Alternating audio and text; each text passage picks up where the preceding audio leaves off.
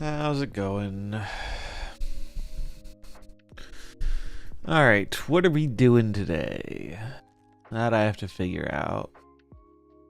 Let's go deck hunting, I guess. Because I really don't know what I want to play. What's up, Sam?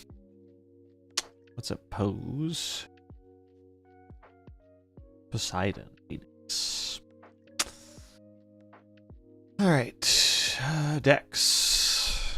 Let's go hunting. What's up, Lloyd?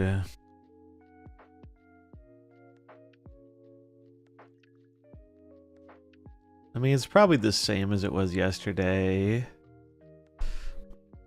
Don't think much changed. Nightmare Dump's been the only fun I had with the card. Like, with Dracula stuff? Dracula Dump Nightmare? Or what's that looking like? That's cool. I like Nightmare quite a lot. I've had a good time with them. I kind of want to play Supergiant today. I think I want to play some Suji. Got that new variant.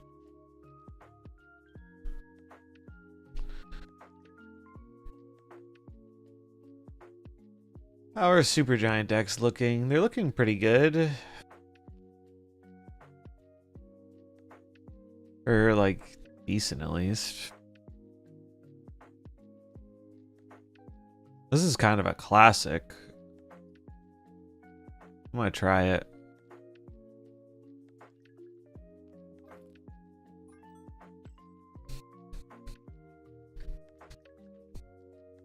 We will try out our new hip. Got that. Don't want to make any tweaks to this. I don't know if I love Rocket and Groot in this list. It's not a bad IP follow-up. Damn, I'm so not used to my having my necklace. My fucking necklace chain broke. I have to get a new one.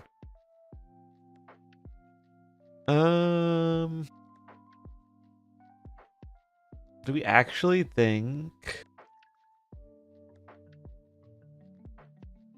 Hi, what is your pseudo beef with Ben Brode? Is there anything to Ben casuals don't know about?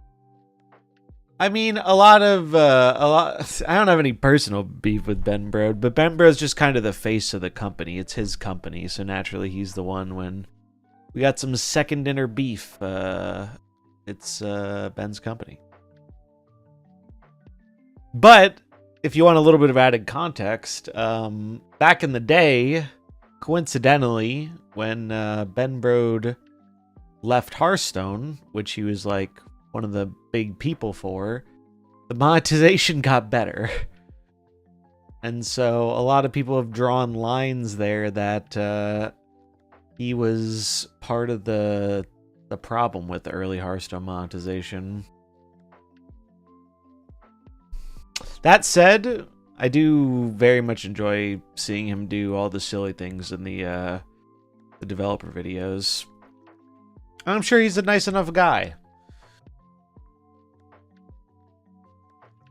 But when you're the face of a company, you're naturally gonna catch some strays when the company does bad things. But yeah, hopefully that gives you a little more context. It's kind of like, in a way, it's a little bit of a meme, but yeah.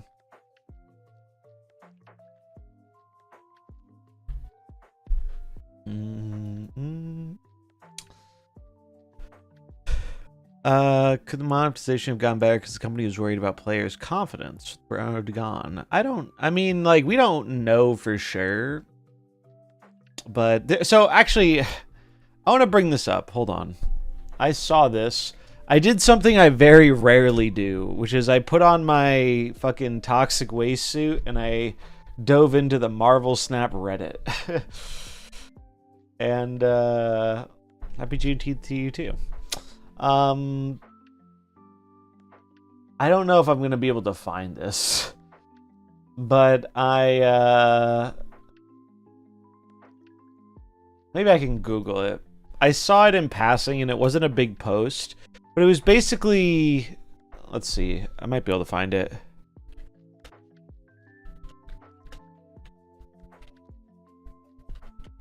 So Ben also used to be much more active within the community in the beta days. Ever since really post-launch, he's not someone we usually hear a lot from outside of the developer videos, but in the beta, he was actually someone who was like in the Discord, and you know, you'd hear from a lot more. I found it. Wow, this is low quality, but it's quality enough to where I can read it, so that's good enough for me. So I saw this the other day, and it really kind of took me back, because I think a lot of the problems we deal with all stem from the fact that they decided to do this card game in a different way, and it made them feel like they had to monetize it in a different way, and they never really fully figured it out. Like, they figured out how to make money off of it. They've made a lot of money off of this game. So it's not like they, you know, didn't figure it out in that respect.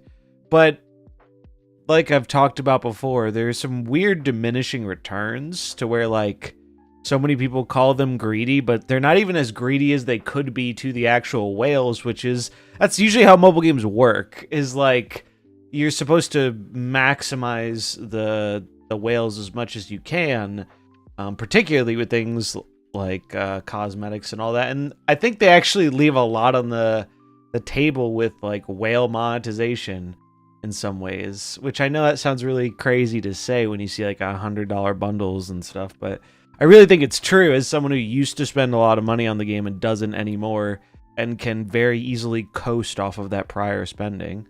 It's not a problem for me, but it's definitely probably not a desirable outcome for them. And I think that has larger domino effects to the monetization of this game. So this is a post from the beta. This is 3 years ago. And I read through this, and I'll read through it now, and there's an ad. I'll wait for the ad to end before I read through it. I don't want people to miss this. Let's tweak the Supergiant deck. This is new. This is 3 years ago. This is 3 years old. I wonder if we'll get a... I wonder if this event... I wonder if this chaos is gonna warrant a Ben Brode post or not. The only time we've gotten like a Ben Brode post in the last like year or two was when Snap was banned. That's really the only direct Ben posting we've gotten in the last 2 years or something. I have no idea how hands-on or not he is with these like Snap as a game, or if he's working on the other game, or he's just kind of managing the company, or I don't know. I think I want RNG out, Copycat in. Actually, Copycat probably not the greatest if people are playing Nightmare, I guess. Which I'm pretty sure they are still. McGlad's bad if they're playing Nightmare too, so fuck it, we'll play Copycat and then complain about it if it doesn't work out. The rest of this looks fine. I'm not actually sure if Sam Wilson is worth here or not. He is stats, and he is stats that can grow going to the Supergiant turn. I don't think a comment from 3 years ago will save the situation. Well, the point about the comment is not actually to save or help this situation at all. The point of the comment is to get an understanding of why they are doing something as silly as they are with the monetization they're trying to pull right now.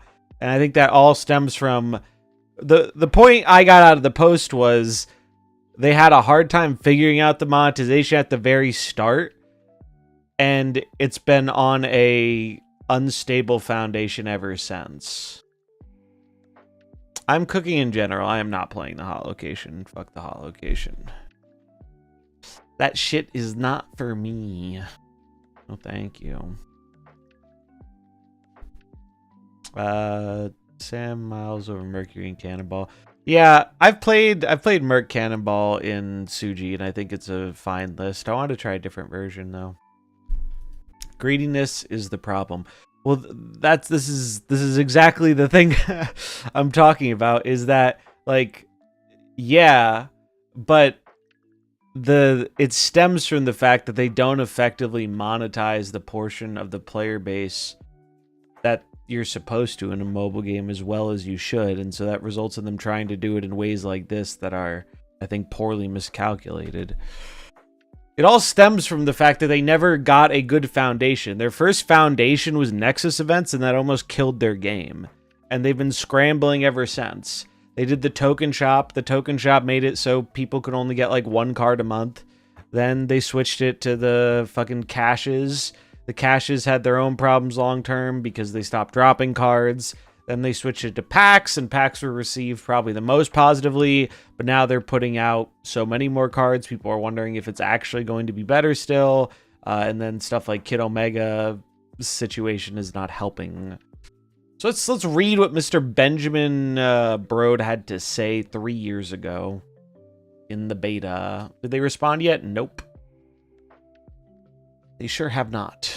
Monetization is obviously a tricky topic. I really should put this on the screen because someone's going to come in mid me reading this and think this is like a new post.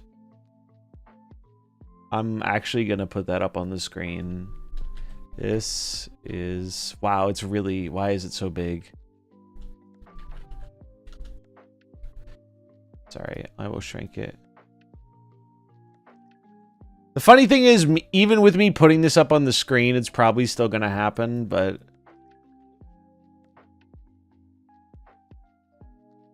I'm just going to put it here.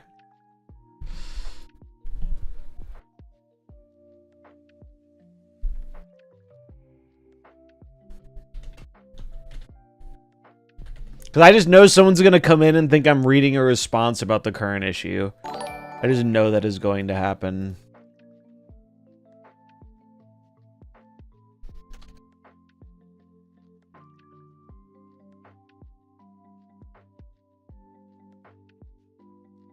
Wow, is this screenshot a recent answer about high voltage overdrive?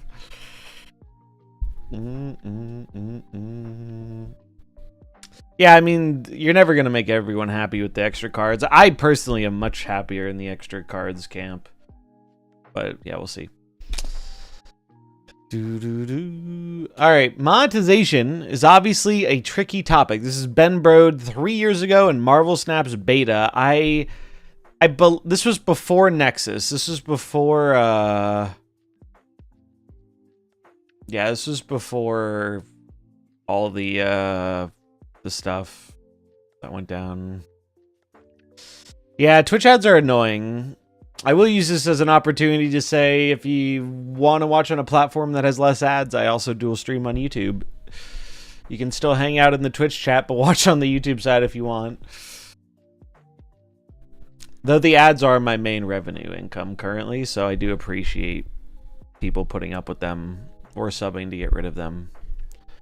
Is Morgan Gaming going to be happening, or did I already miss it? I have not decided. I just decided I needed to make a more generic thumbnail for days I didn't know what I wanted to play, and I just picked Morgan for today's thumbnail.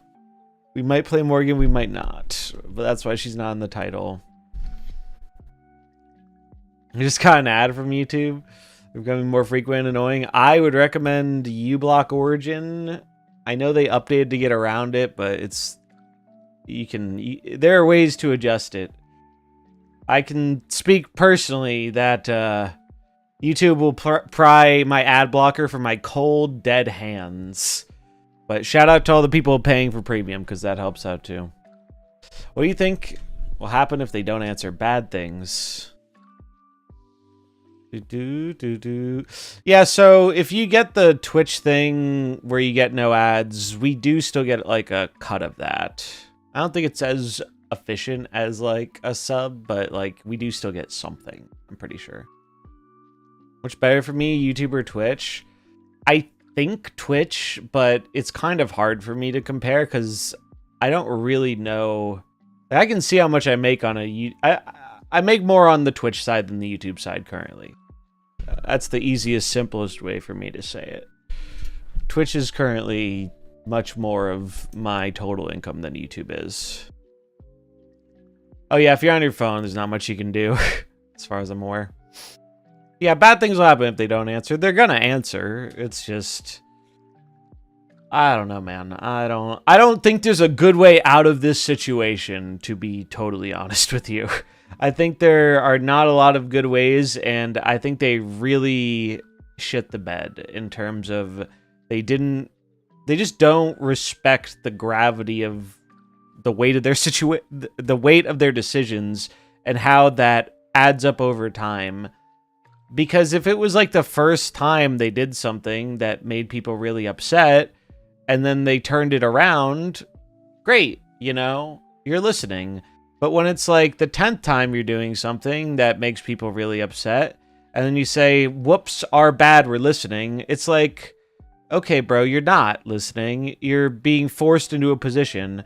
And I don't know about all of you, but I don't love the idea that this is going to just be a repeated theme with this game, as it has been, where it's like they try and like push it as far as they can before people fucking blow up about it, and then they roll it back. It's like, it's tiring, man. It's fucking tiring. And it's actively detrimental to everyone on the creator side of it, because it pushes, and the community side, of course, too, but those things are intertwined. It pushes people away. It shrinks the audience. And maybe MarvelSnap can get away with succeeding in spite of that because they have a lot of casual players who are still spending money. But a lot of the people doing content on the game fucking can't. Like, it just sucks. It just sucks. It absolutely feels careless. It's just very frustrating. Isn't Twitch good in the initial stream, but YouTube good on rewatching after streams? Yeah, so like more people watch the stream after the fact on the YouTube side, but not enough to make a big difference. I make very little money off the YouTube side of things, for full transparency. The YouTube... The last few months, YouTube has been like a fifth of my Twitch income. It's very small. And there are a variety of reasons for that, but the main reason I do it on YouTube is because I like how YouTube gives me a catalog that I have forever. Twitch deletes my VODs after a month. Like, I've streamed this game for almost 3 years, and there's not much of a record of that outside of the YouTube content I've done. So that was my big reason I started dual streaming, is because I wanted my streams to be archived somewhere without me having to like record them and store them somewhere. So that's the biggest reason I stream on YouTube now. Anyway, let's read what Mr. Benjamin Brode said way back in 2022 about monetization. This was before Nexus events happened. Someone was probably asking, they were asking questions about how the game is going to be monetized. Monetization is obviously a tricky topic, but I'll talk about our philosophy a little. And I will give some credit here. Back in the beta, I do think Ben Brode was pretty good at like being... The beta was a much smaller community than the post-launch community. Snap grew a lot as a game after beta. But like... I do think we had some pretty... I think he was pretty, like, straight shooting with some of the stuff he said back in beta, which is why I'm bringing it up. Because it was just on a much smaller scale. Like, I have no reason to believe he didn't believe what he was saying in this post. I'm willing to take this one at face value. Because this was before they tried any of the scummy monetization shit. So this is before we really had any reason to think otherwise or distrust them as a company. A lot of developers got into their career because they love the craft of making games. At the same time, devs generally want to make money so that the studio can stay alive and continue to grow and attract talent. And players who enjoy the game want the studio to succeed there so that the studio keeps making more of the game they enjoy. So we're all very aligned in creating something that keeps the lights on for everyone. Of course, this makes sense. This isn't, you know, a revelation, right? It just makes sense. MarvelSnap is a pretty unique game when it comes to monetization. The classic TCG monetization method is booster packs, but that direction requires a huge amount of cards each year, sometimes in the thousands, and Snap just isn't the kind of game that needs or would benefit from that card quantity. The other big comparable genres are hero collectors or games like Clash Royale, but we don't have the option to let you upgrade a guard's power level because it breaks the balance in a turn-based game where the numbers are exposed. So you really had to start from scratch on how monetization should work. One big inspiration for us was thinking back to collecting Marvel trading cards or other CCGs back in the early 90s. This was in the pre-internet era, so no one really had complete sets, and everyone had different decks based off whatever specific cards they managed to collect. It was kind of a magical time with such a focus on collecting. We wondered what a card game that intentionally slowed down the collection experience would be like. You'd get more focus on each card and more time to spend with each card as you collect them individually. That feeling of experimentation and invention as the collection organically grows might be possible again. It's a pretty big departure from other digital card games where you can just day one drop hundreds or thousands of dollars to acquire every card. We think it's pretty interesting to explore this direction. And there's more. We knew we wanted to monetize cosmetics, but in most games, and I realize this runs counter to what some players believe, this has not proven to be an effective way for games to monetize. I realize there are very high-profile examples to the opposite, but they are usually cooperative games where you want to show off to your friends, and so giant that even small amounts of monetization per player ends up being a lot. So he's talking about things like Fortnite, right? Or other games like that, where they're free-to-play and cosmetic-based. But as we've seen in the card game space, a lot of the card game space has not had as good luck surviving being cosmetic focused. So how do we bridge the gap?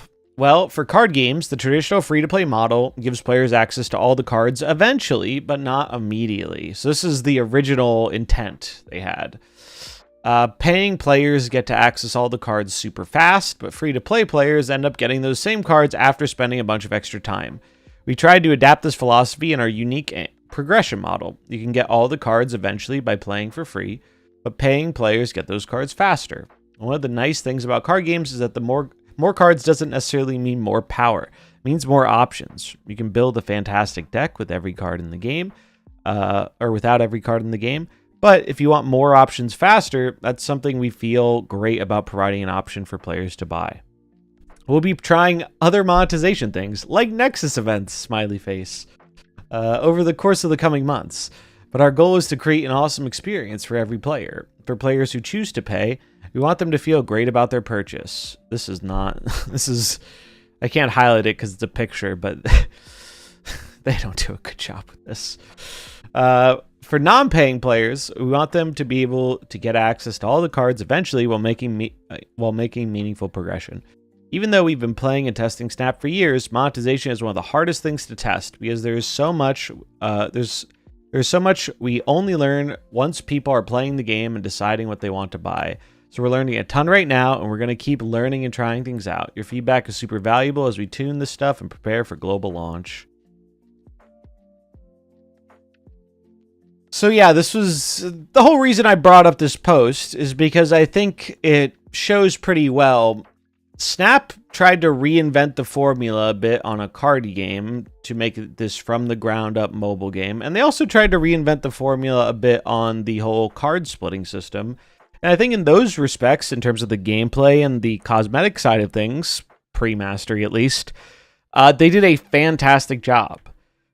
There's a reason you seldom see, complaints about the core systems of the gameplay. Sure, there are balance outliers at times. It happens in every card game.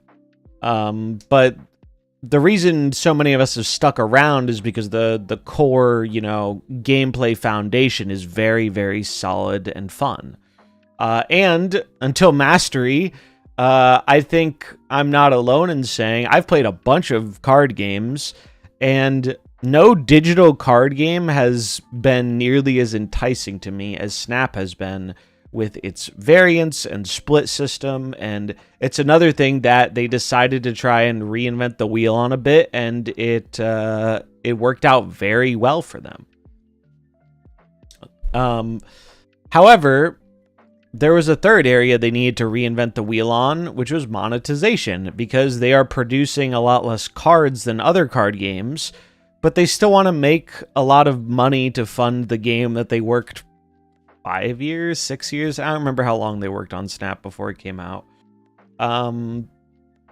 They still want to make all this money to pay their licensing fees and like pay themselves and have the work they make pay off, right? And that's where they went wrong, is like, because they reinvented the wheel on the gameplay and it requires less cards, it made it much more challenging to figure out how to balance that as a monetization system. And I don't think they've ever gotten it right. They've just gotten it kind of different levels of wrong throughout the game's history. But the game was so good at the start, it was making money hand over fist.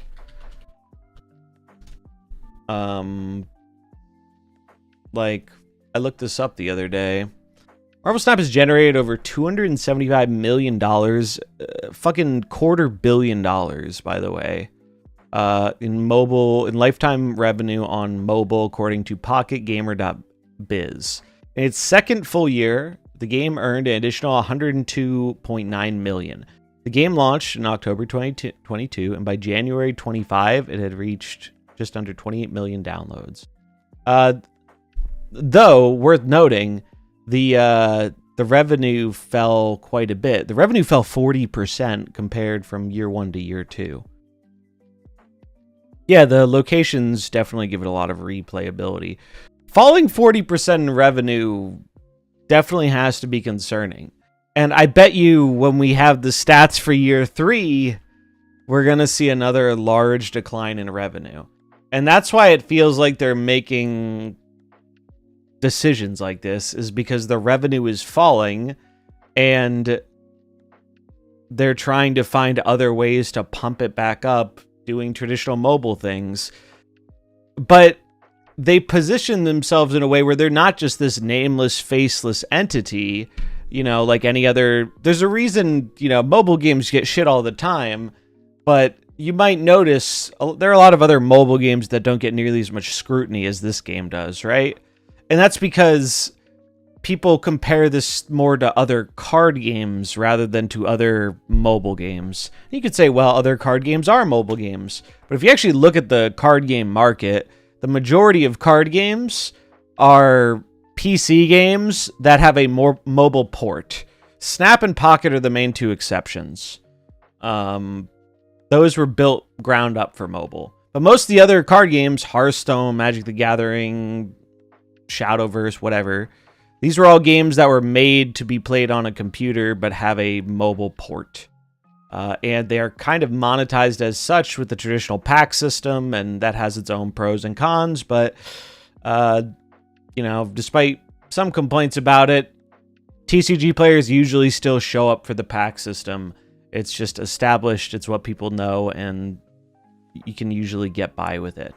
And that's why Snap, despite doing everything in their power to avoid it, and it is still pretty different, admittedly, that's why Snap eventually fucking caved and now has their own pack system.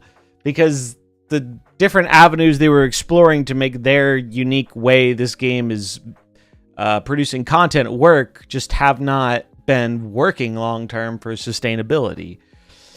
But they it's the whole point of reading the post was to show they've clearly always had challenges finding the right way to monetize the game that is sustainable long term.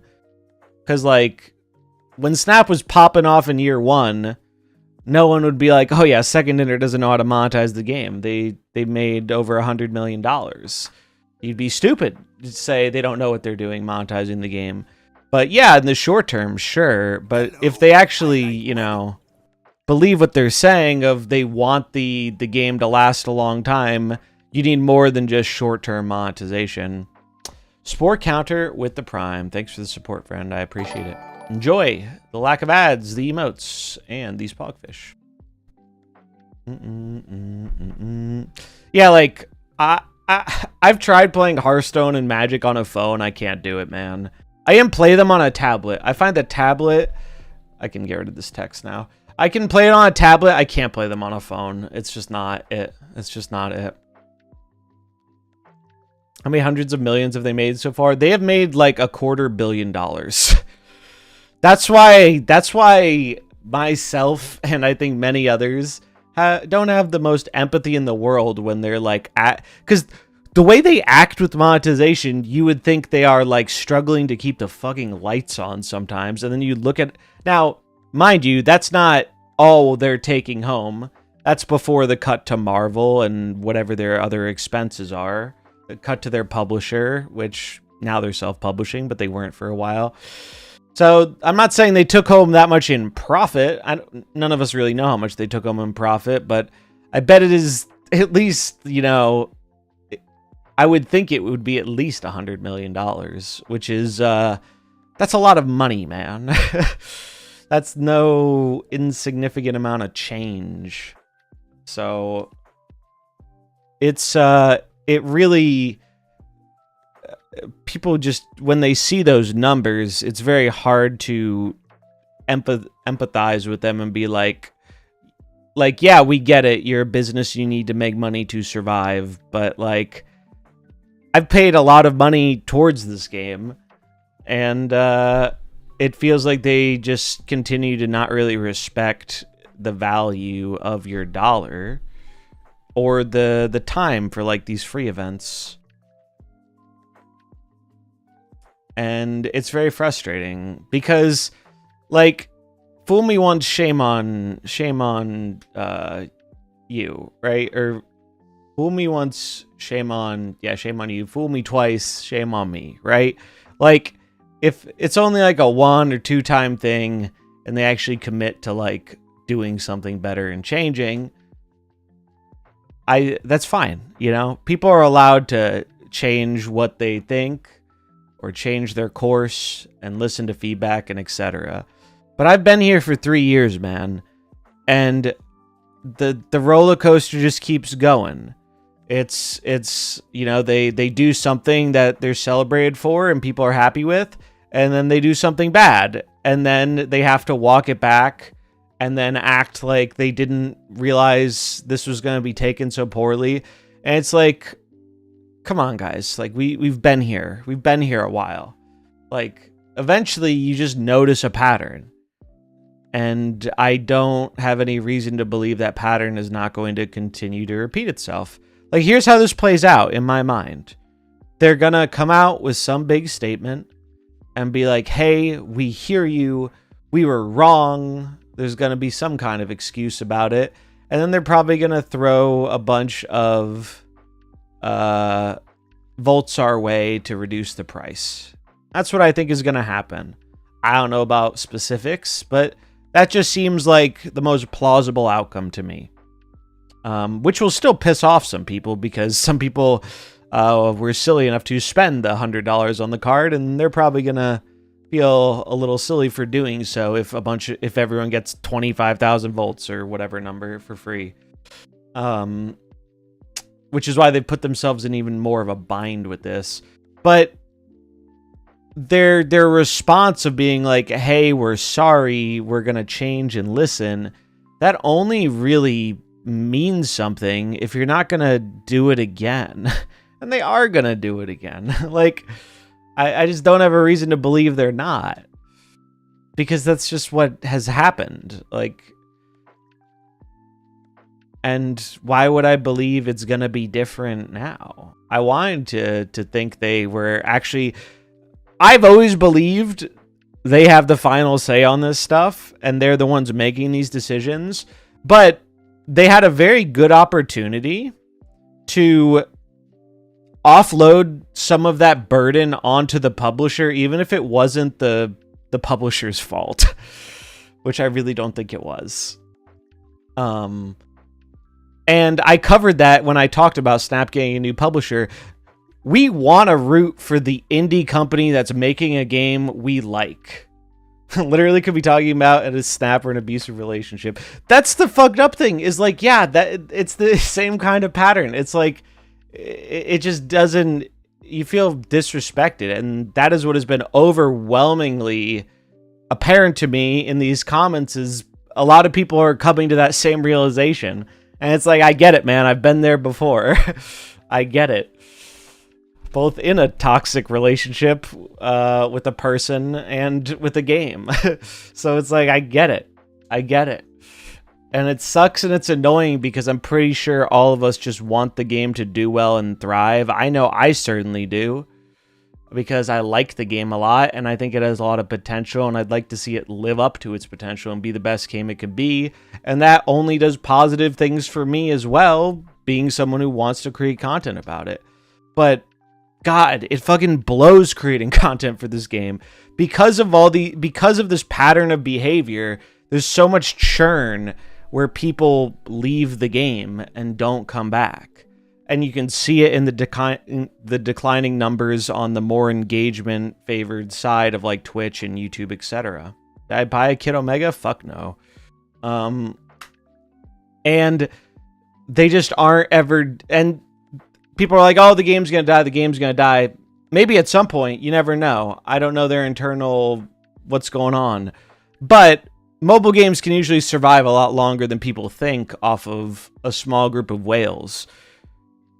Doing content stuff doesn't really work that way, because we don't really survive off of a small group of whales. Usually we survive off of having a broad, like large number of people who are interested in watching the content. And so when Second Hitter makes a lot of decisions that they view in their best interest of making all this money from whales, and it has a immediately negative effect on the larger community, and as a result, the people trying to create content about the game, it fucking sucks for all of us. And that is why I'm looking towards like trying other content stuff out, because I don't believe their goals and my goals are aligned. I think what is best for them is actively bad for me and bad for many of you in the community. And that's just not good, and it's not sustainable. And it builds up this kind of like distrust or resentment over time. It's really just bad. It's really just bad. Is the Sanctum going to come back at the end of the month? That was the plan, and as far as we know, it hasn't changed. But that's like the example, right? Like, let's say they pull back with High Voltage Overdrive, and then Sanctum comes out, and the Sanctum shop sucks too now. It's like, then we just go right back into the outrage cycle of, how did they not learn from this? And blah, blah, blah. And even though I'm sure that I actually don't even know if they can change that if they want to on the fly, because I'm pretty sure that requires a patch. So I don't know. It's all up in the air.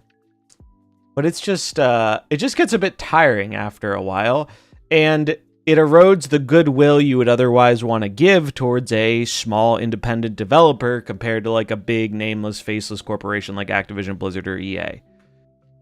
When they start treating you like they are this big nameless faceless corporation, they lose that kind of benefit of the doubt that many people like to give indie developers. And that's where I think a lot of people are at.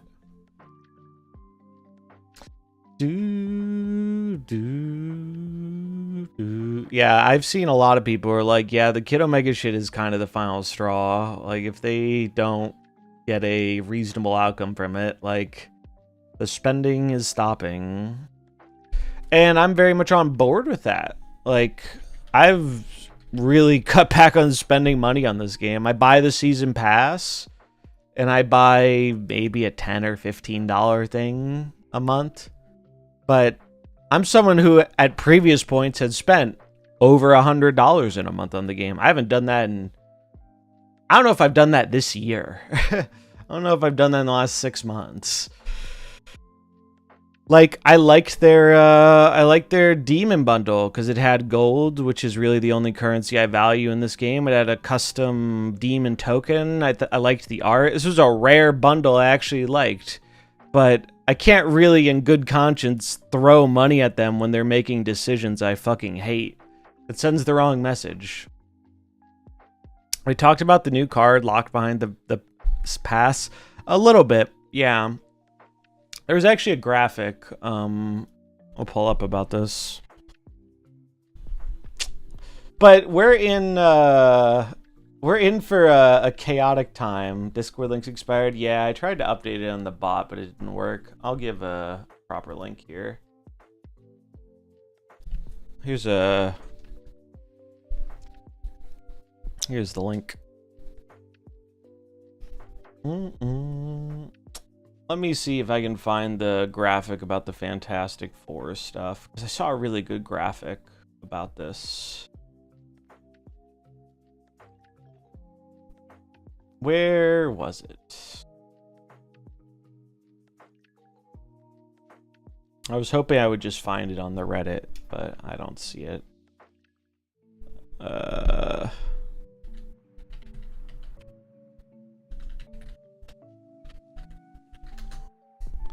Maybe if I Google this, I can find it.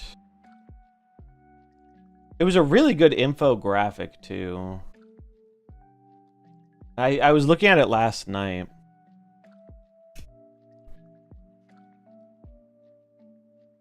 But, oh, here it is. I found it.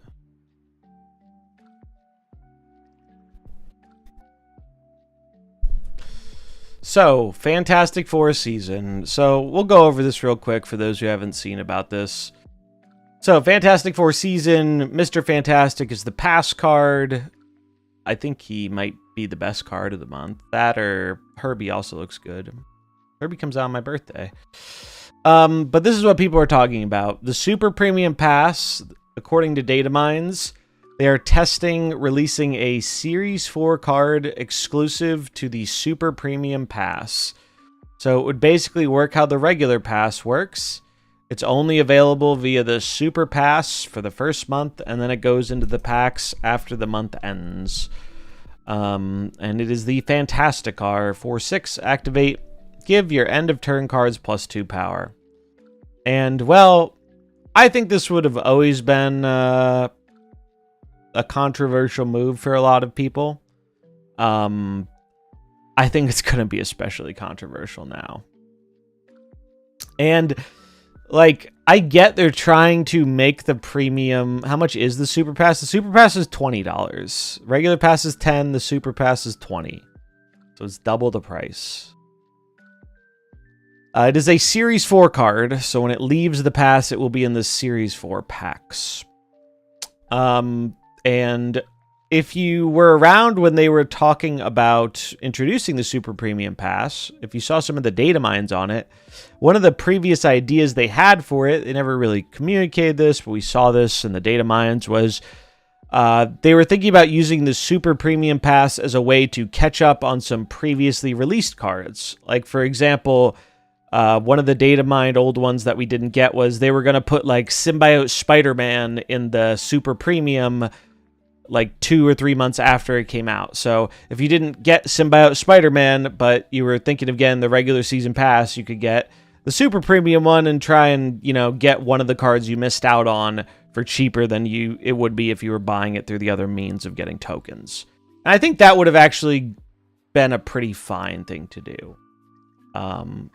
Now, like, as a player and a person creating content around the game, I'm all for more cards. And in terms of token values, like, this is cheaper than just buying it for $10 is cheaper than buying it for 3K tokens. But I think people already don't love that they lock one really strong card behind the pass a month if you're a free-to-play player.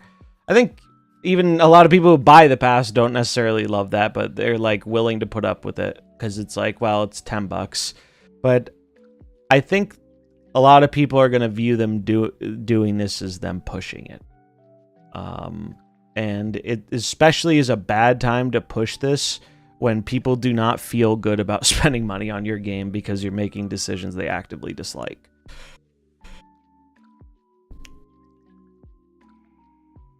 Now, is the Fantasticar actually that good of a card? It's probably good in a all Fantastic Four deck. But how many people are actually going to get all these Fantastic Four cards outside of the people who are sitting on mountains of tokens? But for a lot of people, it's not about how good or bad the card is. It's about the principle of the matter. But if the card is good, that makes it worse, like we're seeing with Kid Omega now, right? So it's some pretty bad timing, and it would not be surprising to me if they ended up changing this in the wake of everything going on. Now, it also wouldn't be surprising to me if they don't change it at all. Not much would surprise me at this point, is I guess what I'm trying to say. The High Evo deck would like this card too. That's true. I'm excited for the Fantastic Four MCU and Superman next month. I'm looking forward to the Fantastic Four movie. I don't really have too much of a... I'm not a big DC guy. I'm honestly not as big of a movie person as I used to be. I usually don't watch stuff as it comes out. I watch it like months later. I do not have my finger on the pulse of the movie side of things anymore nowadays. I get to it when I get to it, but the Fantastic Four movie, from what I've seen, looks cool, and I hope it's good, because I think they're cool characters. And at the very least, it can't be worse than the other Fantastic Four movie, right? The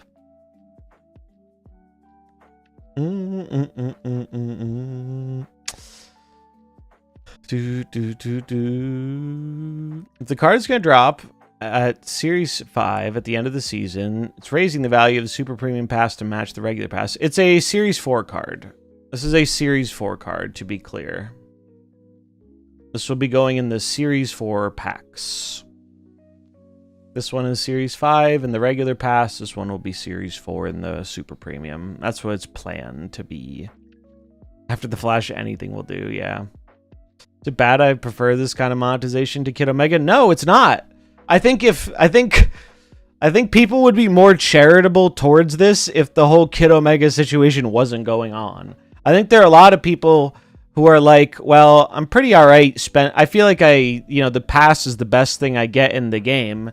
And if I want to play with another card, getting another card for another $10 is pretty much cheaper than it gets anywhere else in Snap, unless you're literally playing the game fully for free. Like, if you have to convert dollars into resources, this is much cheaper than the other ways they produce cards. So I think there are a lot of people who will not be bothered by this or wouldn't otherwise be like super annoyed by it.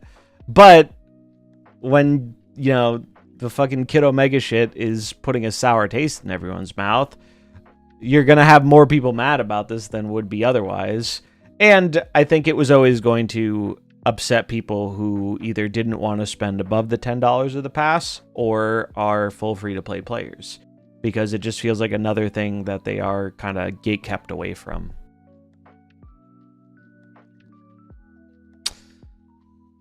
The only thing really keeping me in Snap, Surge, Agamotto, and Merlin. Just really like those cards and decks. Yeah, they are pretty fun. Although, man, it sucks how much they've made me careless about the customization of the cards.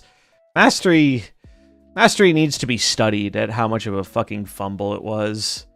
They took the thing that was overwhelmingly praised about their game and they just shitified it. They just made it way worse. And they made it way worse after scrapping the feature and then bringing it back and being like, we listened, we heard you, we know you were sad we weren't going to do this, so we decided to put in more work and time and bring it back, and then it came out and it's like, oh, it's just worse. The amount of people that I know that left because of the amount of cards they released this month is crazy. People cannot keep up. Yeah. Which sucks, because from a gameplay perspective, I have had more fun this month in MarvelSnap than I have had in months because of the having more cards. I think the 1 card a week cycle in terms of gameplay is dog shit. Now, unfortunately, that doesn't always clash well with the monetization side of things, right? But if we're talking about it from a pure gameplay standard angle, like, I've had so much more fun with the fact that we have more cards to try. Like, I love that in a card game. But it just hasn't been... It doesn't help that they released 6 cards in the first week because 2 cards accidentally released early that were probably supposed to be in Sanctum at the end of the month.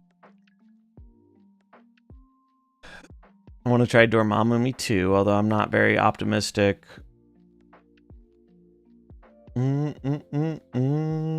Like, I think a lot of the Series 4 cards and stuff this month are cool. I really liked Mercury and Jennifer Kale and stuff. Scratch is kind of ass right now, but he'll get better over time, I think. But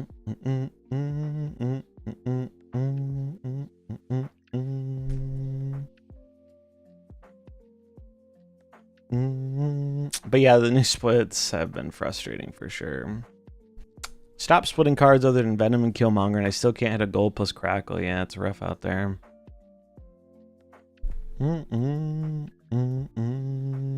Having more cards equals fun. Not being able to play cards because not enough resources equals not fun. Yeah, it's pretty much what it comes down to, right?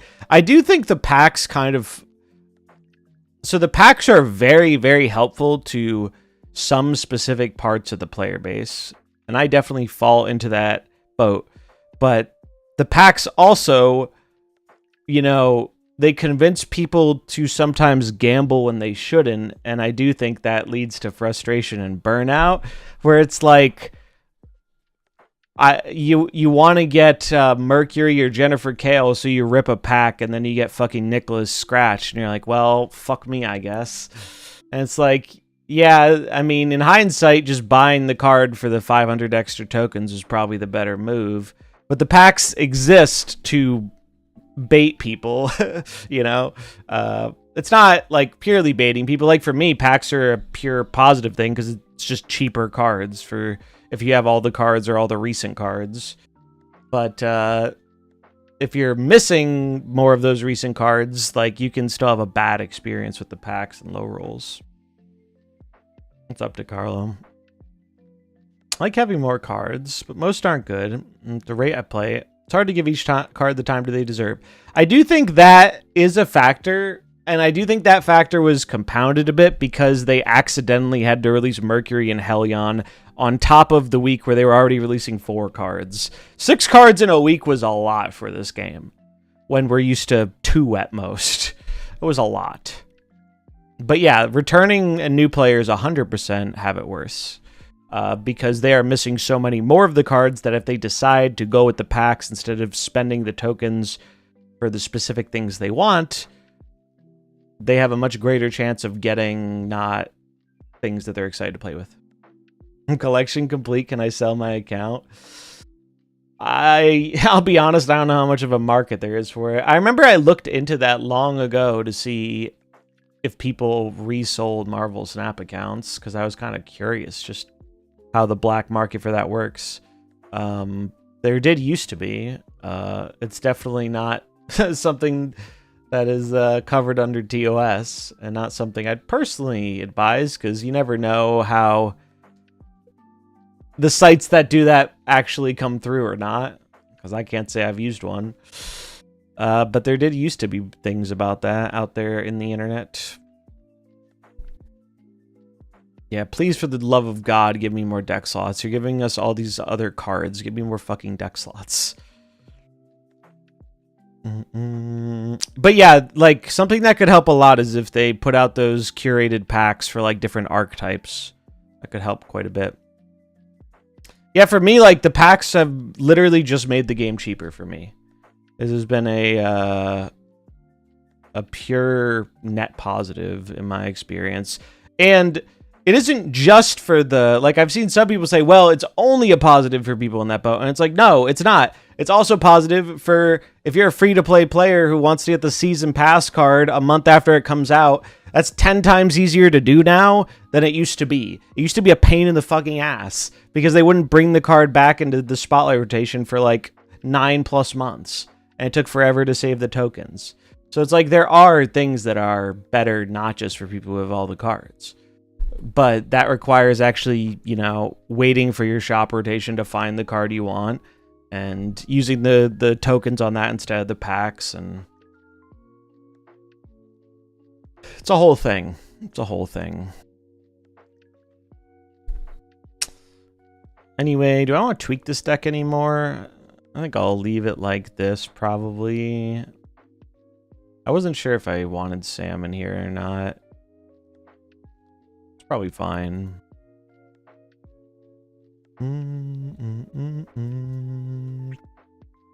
Caches used to be...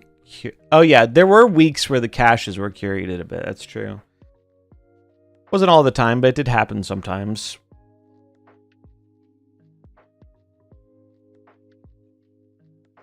But yeah, it used to be really, really annoying to get the season pass card if you were a free-to-play player after it left, you know, the release month. And the new system has definitely made that much better for people in that boat. Like, if someone comes back to the game, and I know because I did this, I made a whole guide about, like, hey, you probably have some tokens, and then there was also, like, the free pack that went out, or the free tokens that went out, you know, the compensation from the outage event, if you were here for that. Any keys you had getting converted to tokens. I made a whole little thing where it's like, hey, if you're trying to get back into the game, don't buy packs, save your tokens, and buy these cards instead, and you can, like, get playable archetypes. Just wait for them. It does suck you have to wait for them to rotate in the shop. I'm not a fan of that, because when you're missing a lot of cards, the shop rotation's pretty slow. But yeah, I don't think they really have a good handle on how to balance it out. They said they want to release a lot more cards, and this month is showing that they are, and I think that's great for the gameplay experience, but I don't think they have a good handle on how they're gonna balance that economically, and that leads to them trying stuff like the Kid Omega stuff, and well, we can all see how that is going. But yeah, I'm glad so many people liked the high voltage video. There were a handful of people in the comments who were assholes, but you always get a few strays in there. The vast majority, like 98% of people, were very cool about it. There was one guy, though, that had me laughing. He was like, big brained gamer move to be going to make content about Magic the Gathering while complaining about this company being greedy. And it's like, bro, shut the fuck up. Like, I'm going to be covering a format that is proxy friendly. You could, instead of buying a deck, you could buy some fucking printer ink and have yourself a deck. Like, Jesus Christ, some people are so brain dead. But there's always going to be a handful of those people in YouTube comments. It's the nature of YouTube. But God, that one really got me. It's like, yeah, I get it. Wizards of the Coast kind of sucks as a company too. I don't think any of the companies that make card games are, you know, the most charitable people out there. But the community around the Magic Commander scene is thriving in spite of Wizards, you know, being a greedy corporation. The community and the content around it are doing really well, and like infinitely better than the MarvelSnap community is doing, as far as I can tell.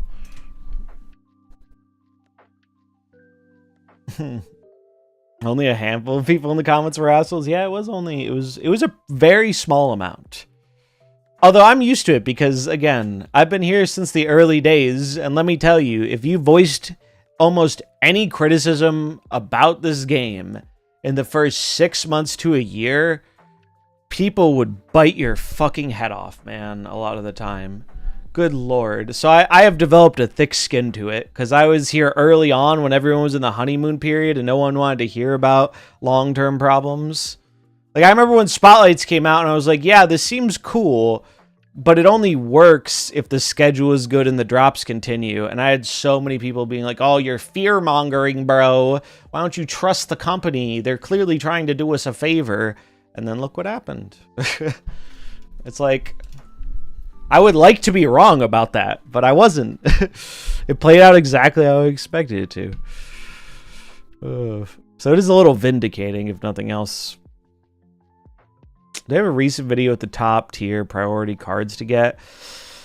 So I put one out about, I think the video I put out still generally is relevant, although it's probably changed a bit. It's a little tough because things change in Snap very rapidly, and they're changing even more rapidly now with so many new cards releasing. So content gets dated very quickly.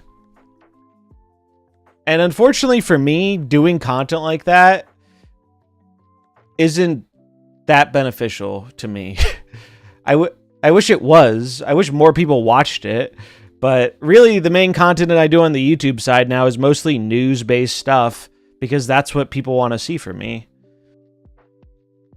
Like I put a lot of work into the returning player experience video, and generally speaking, it didn't do like terribly or anything. But the fact that it gets outperformed by like a news video I can do in 10 minutes, it's a little demotivating when the thing that I have to put way more time and effort into does way worse because there just isn't an audience for it because of many of the decisions they have made.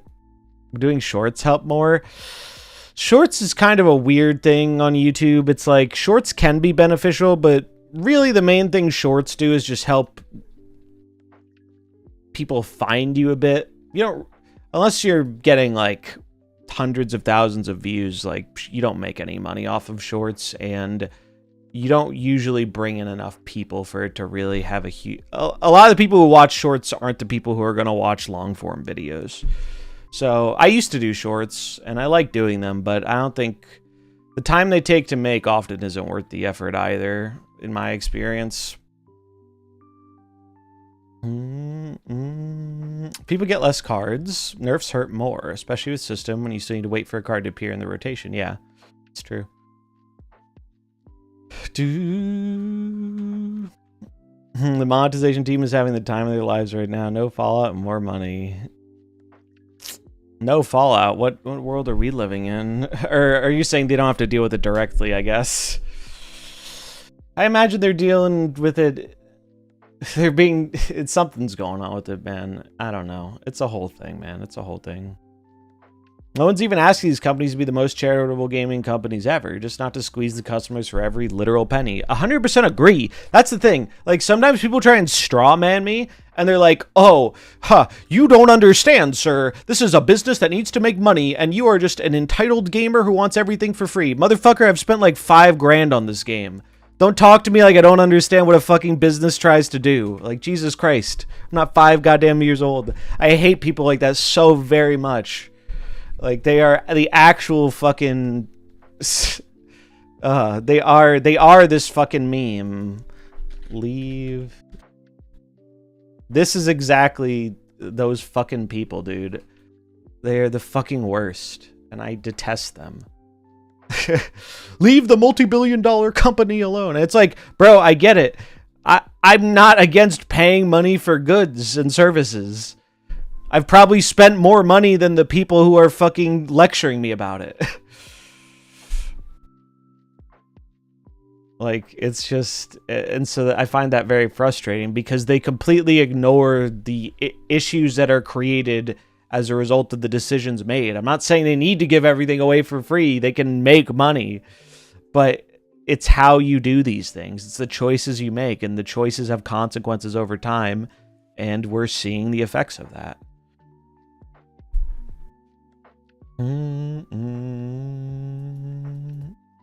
Griffin's wrongdoings are their problem. More like, I think you have that backward, friend. Griffin's not the one who decides shit. Griffin's just the PR mouthpiece. He's the one who delivers the message. Basically, their stuff is Griffin's problem. Because Griffin's the one everyone's going to yell at, because he's the one who actually deals with the community. And the dickheads making the monetization stuff are nameless, faceless entities we're never going to interact with. Like, don't hate the community manager person. It's not fucking his... it's not his call. I'm sure he feels similarly to we do.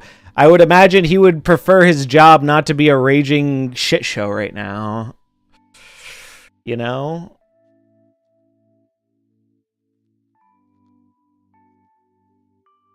Because I can assure you, he's not the one seeing tangible benefit from people spending 9k gold on Kid Omega.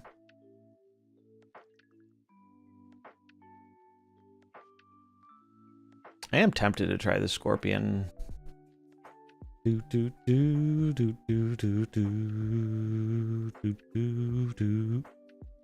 it's just weird when they make some of these decisions that make them look like they're struggling to pay the bills and they have to take drastic monetization action, and then you look at how much money the company has made, and it's like, it just doesn't add up, you know? It doesn't...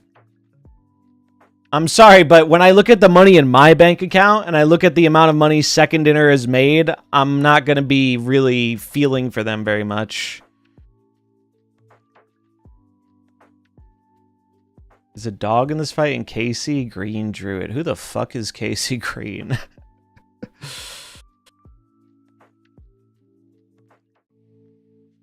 Casey Green?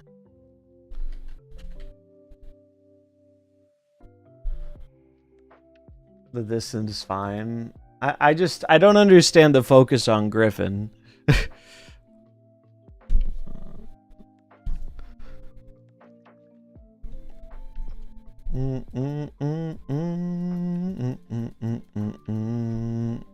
Because pretty much all of this would be happening the same way with or without him. I'll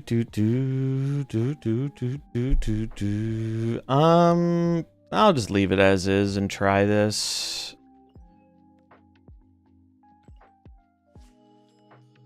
Kill the messenger. Maybe the next one will say what we want. Yeah.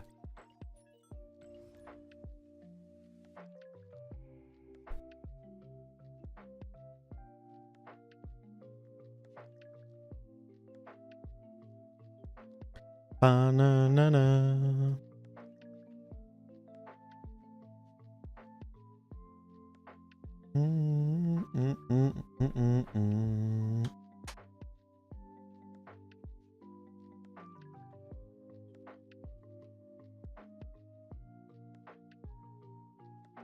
Yeah, I mean, if he said anything, if a PR person, if a community manager person in a situation like this said anything that was not pretty heavily approved by the people like running this company right now, they'd be looking at not having a job most likely.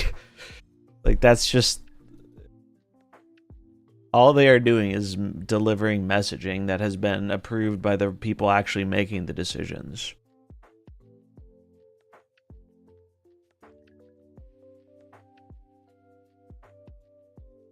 And those are the people that we have an issue with and who are making decisions that are actively detrimental to the long-term health of the game.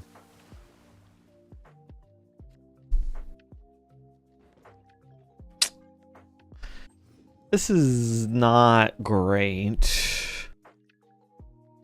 Oh man. If I play the max, I can play the miles next turn. I think I'd rather play the Negasonic though. Dude, PR is a nightmare job. My mom speaks to a lot of PR companies in terms of, she's a motivational speaker. And they fucking need it, man, because everyone hates the PR people when the PR people often aren't the ones making these decisions.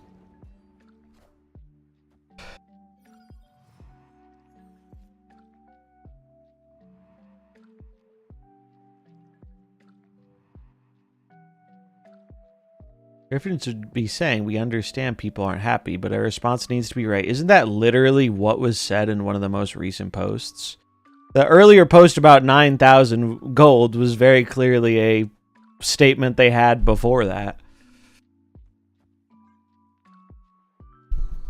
Like, here, I'll literally pull it up.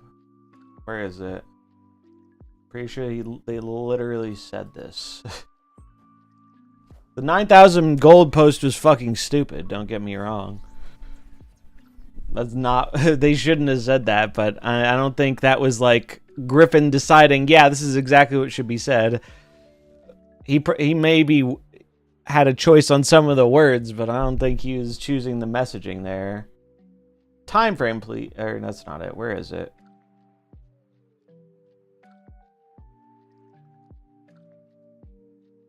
Why is there no response? We don't have anything new to share, but conversations are ongoing. As soon as I have more to share, I will. Like that, like they're talking about it. They're figuring it out.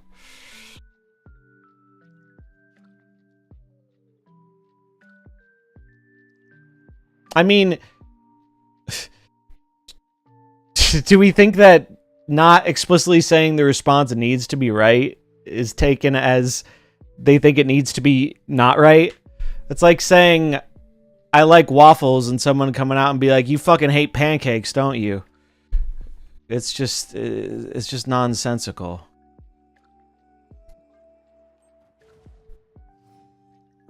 Like, is it not obvious that the reason it's taking so fucking long is so they don't fuck it up? Because if they fuck it up, it'll be even worse. Like, is that not just like a basic level of understanding? Right? What's up with Glenn? Fuck if I know.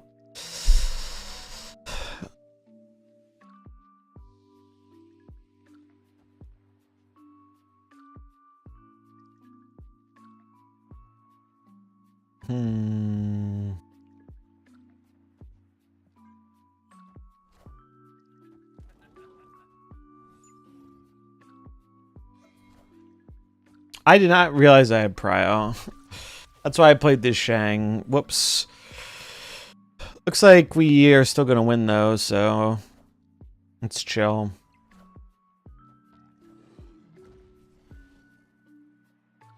I don't know. I think there are a lot of things that can be criticized outside the situation, and some of the communication is definitely a part of it. But I think it matters so much less than... I think it's easy to pick that, and then even if they did that 100% right, no one would talk about them doing that right, because that's not the thing people are fucking mad about. Being like, we're taking so long because we're really working on it isn't going to make people happy. People want fucking results or someone to be a punching bag.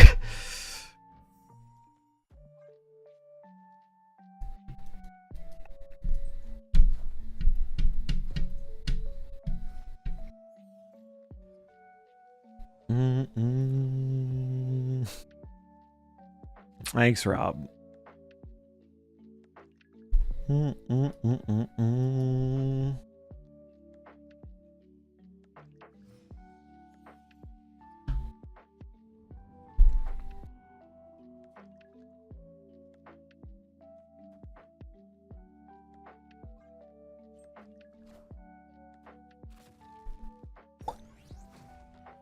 See you, Starbrand.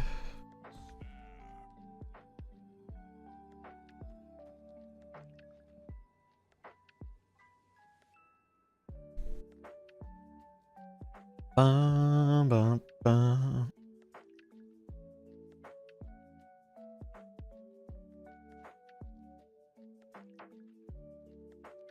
You know what they really also need to work on is the fucking advertising, dude. It's probably one of the last things a lot of people care about right now, but fucking it is actually so ridiculous to me. They did their long-awaited economy rework. It was met with a lot of praise, and it did next to nothing to bring people back to the game because they did no advertising for it. That's something that's crazy to me. There's advertising? Exactly.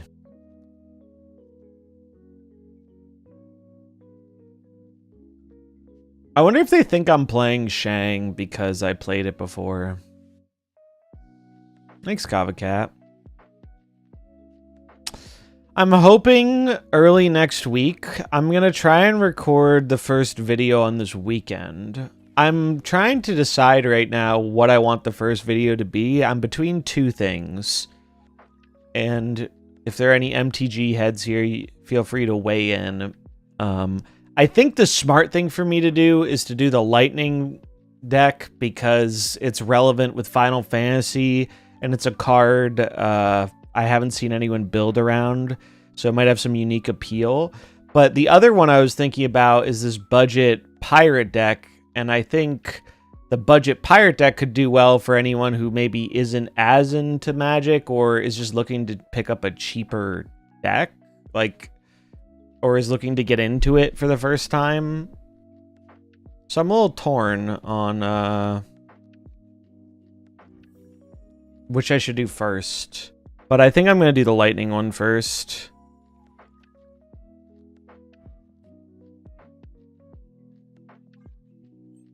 I picked the wrong lane, chat. Fuck me. I should have put Max left. It was a 50-50, though.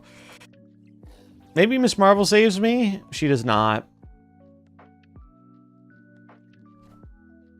I needed to put Maximus left.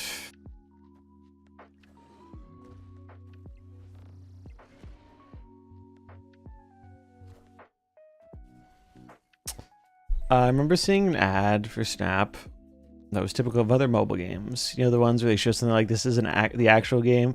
Yeah, that's actually a surprisingly effective tactic in mobile gaming. I don't really understand the logic behind it, but I do know it works. What if you couldn't go to a game and spend hundreds of dollars to get all the cards? Hey, look, it's true. You can't immediately do it. You have to wait for them to show up in your shop after spending hundreds or thousands of dollars. There's double gold. Yeah, they did a promo for a while where the first time you bought gold on in-game or in the web store for each of the different gold amounts, they gave you double gold. They stopped that a while ago.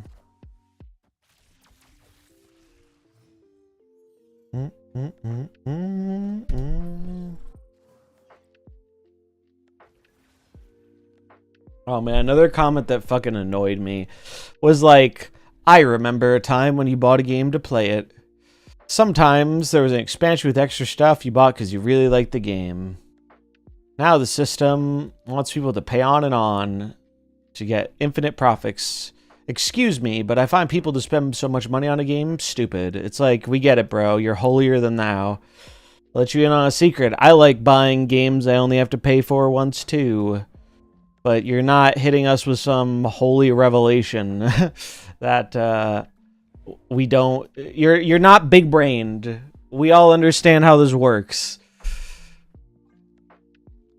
It's just like bro's jerking himself off in the comments.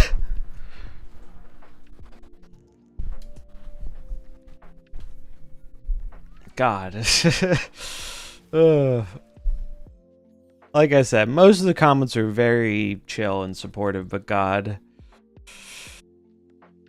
Some of them are like so silly. We will go. I should save the Omniversal, but I'm running out of board space is the issue. I think I just have to do it now.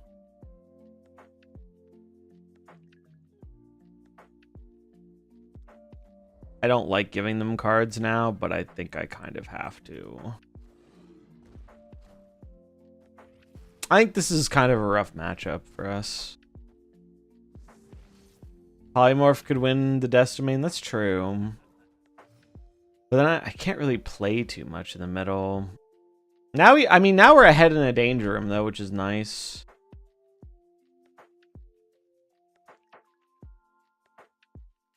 I'm gonna do this. It'll move our bobs. It might clog them.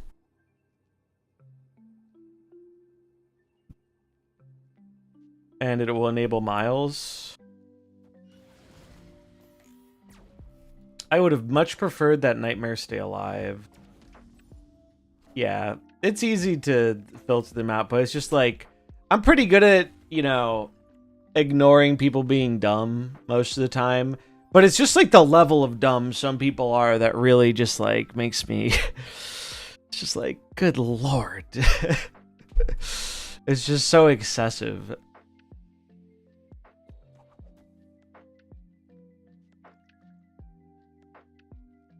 I have Prio. I don't really want to change this location. The Miss Marvel doesn't do anything, although it is just kind of my biggest body I can play here in the middle. And then I'm not going to play the Omniversal because I want there to be a good chance their cards die. Do do do. Bum, bum, bum, bum, bum. Hero Wars, I think, had the most ridiculous, completely different from actual gameplay ads I've ever seen. There's some pretty funny ones out there. Saying don't read chat then. It's not as much of a problem in Twitch chat. Twitch and YouTube chat are usually very chill. I think I am, especially compared to other chats I've seen, I consider myself fairly fortunate that I don't have to deal with a whole ton of dumb shit in my chat. Hey, we got a raid. Hipmeister, thanks for the raid. Appreciate it. Hope you had a good stream. What were you up to?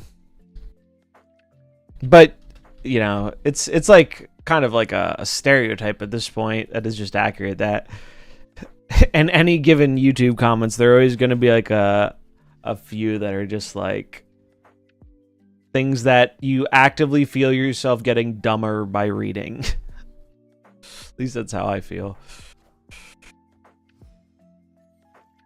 What's up, Anthony? How do you play this deck? So, the idea with Super Giant decks usually is you're often trying to grab priority if you can. Super Giant's kind of a disruption tool for different types of decks that really want to have that extra turn of getting their stuff revealed, and then you can like snipe them with Negasonic. A lot of times Super Giant decks also run more tech. We're just trying kind of points as opposed to tech. This is a little different than the versions I've played before, so we're kind of figuring it out as we go a bit. Unfortunately, this is a bad matchup. I think the Nightmare matchup is pretty rough for this deck. It's a little snap, stream, move, bounce. Nice. Yeah. I mean, it's like you don't have to read the chat, but I'm a firm believer of I think streams are better when people interact with the chat a lot. That's what I want out of a stream usually, and I try and produce content that I would like to watch. It's a firm philosophy I stand on.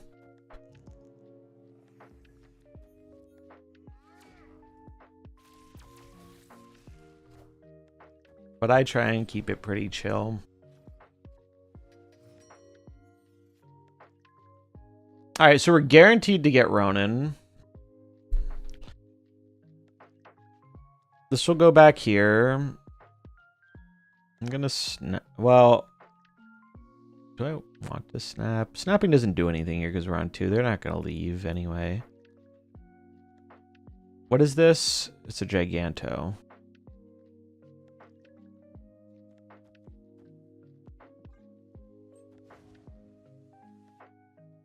Pull Miss Marvel, please.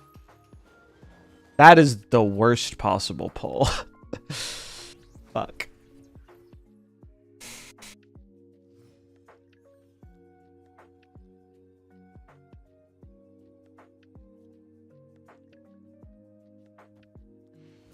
They left. Okay. Maybe I should have snapped.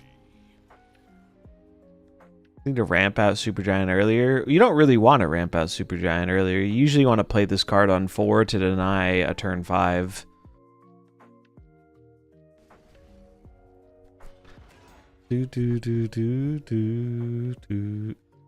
Yeah, it's track and prio is definitely important with this deck. I've forgotten to look sometimes and then get punished. Does Daredevil still work with Suji? He sure does. You could play Daredevil in the Iron Patriot or Merlin spot of this deck. I'm actually not sure if I want Merlin in this deck or not.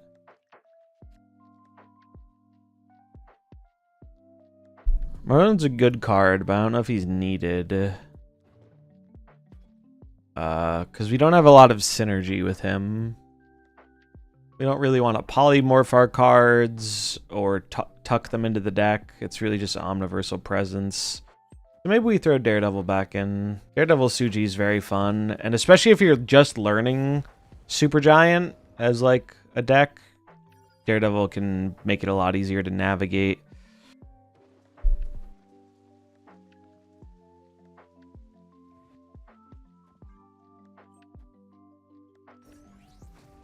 Starbrand is so good against fucking Iron Patriot.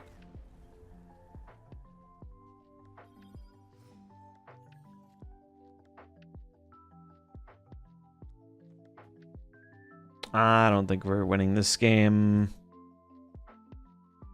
That's okay. Seems like a tough matchup, and they drew fairly well. I think we are going to cut the Merlin.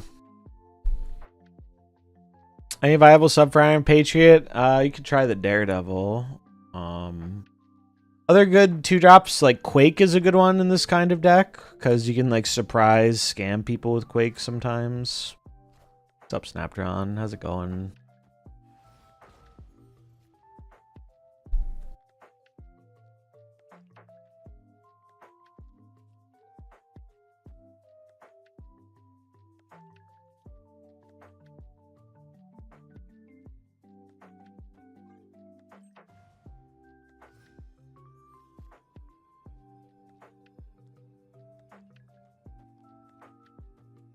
So this is a cool thing you can do with Super Giant. Like, I don't have Prio, but the Negasonic will kill this. Oh, that doesn't actually win us the... Doesn't actually win us the thing, because I was doing it like we had Miss Marvel down, and we don't. So we're probably just giving up this lane, then.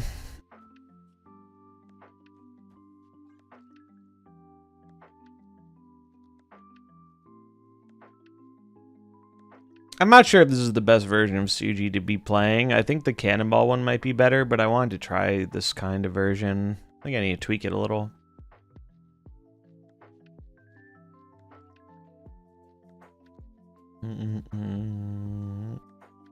I was reading some things that it's going to be a pretty humid summer, and I'm dreading it so much. I hate humidity so much.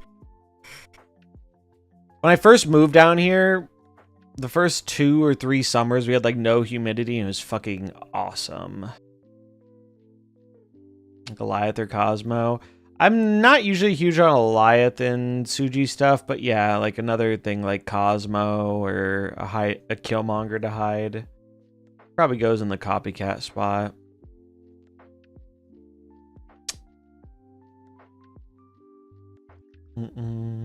Except here in glorious cold San Francisco. Yep, that's definitely what they're known for over there.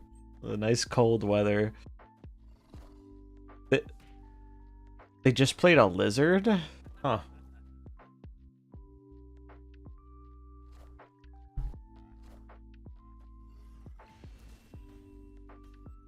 Ba-na-na-na. Also, look, we got Dan Hipsuji.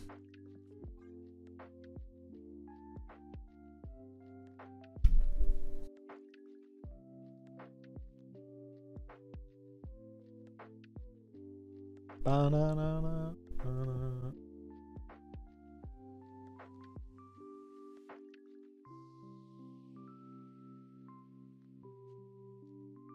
Dude, I was looking, so the Magic Pro Tour is going on, and the most popular deck, the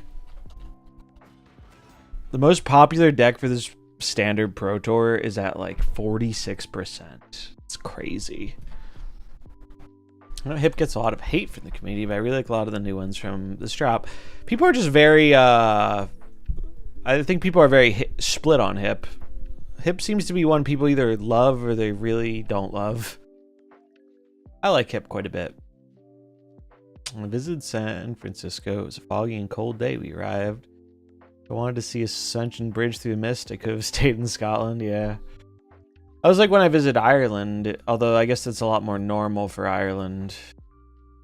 We went to the cliffs. It was a very rainy, foggy thing. Although it was cool because I got a sick picture that the fog made look cooler. Murder World, you make me sad. What's up, Blue? What do you think I should pick in the shop? Galacta or Nightmare? What do you like to play would help me answer that question.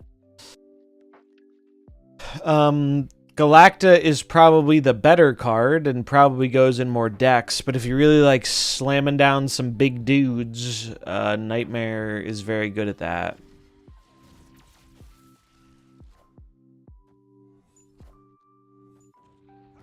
Like Surtur and the 410s and Red Skull and stuff.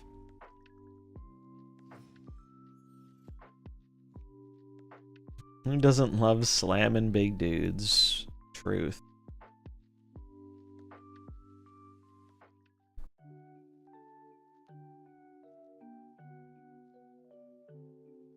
Man, these locations blow.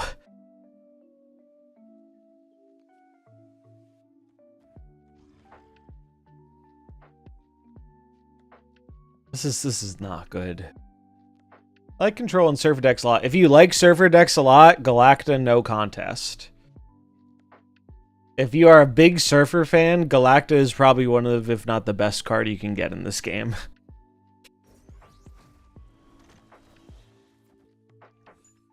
I do think Nightmare is a bit more fun, but if you like playing Surfer a lot, you really... Galacta will make you have a much better time with Surfer.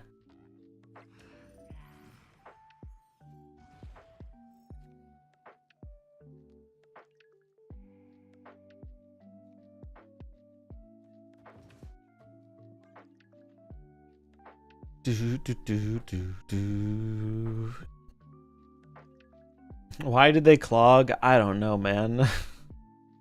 I don't know. I'm guessing they might have forgotten what the star brand was. I had a Brode star brand the other day. It was pretty funny. I saw someone had a Macari one. Does anyone know what Dark Razor is at for SP now? Bro's been grinding.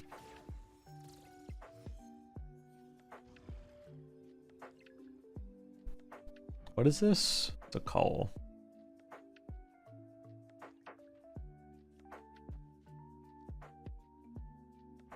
Oh, I was like, how did I get a shield in my hand? It's because I tossed it into the deck and drew it. He made it over 10k? It's fucking wild. I can respect a grinder.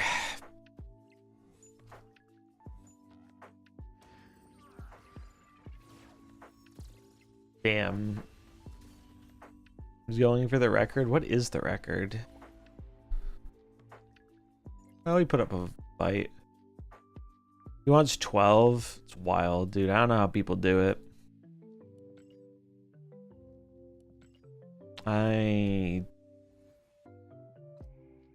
That's one of the things normally I like about limited time modes is they give me something else to work towards or strive towards. Because, like, I finished the infinite climb in a day, and I'll be honest, the high infinite ladder, like, having a goal with that just doesn't appeal to me a whole ton. Like, I'll still probably play more ladder than conquest just because you get more deck, faster games and more deck variety, I guess. But, like, not having to face the same deck back to back to back. But I don't really care about the points or the number that much anymore.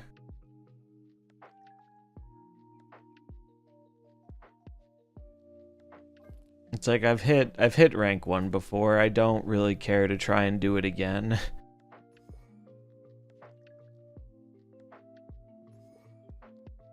Thanks for the follow. What's up, Master Puppet?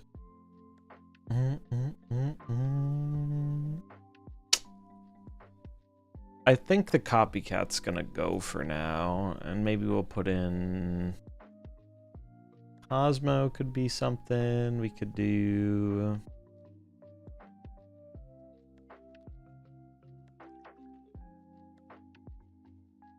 I mean, I've always liked Glad in these decks, but there are a lot of big dudes. What's the problem with that?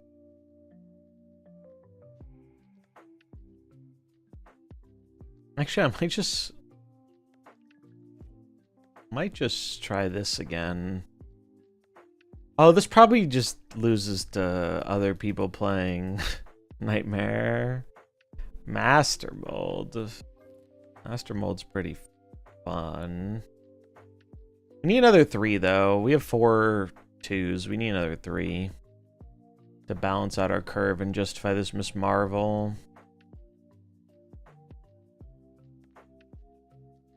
None of these 3s are really doing it for me, though.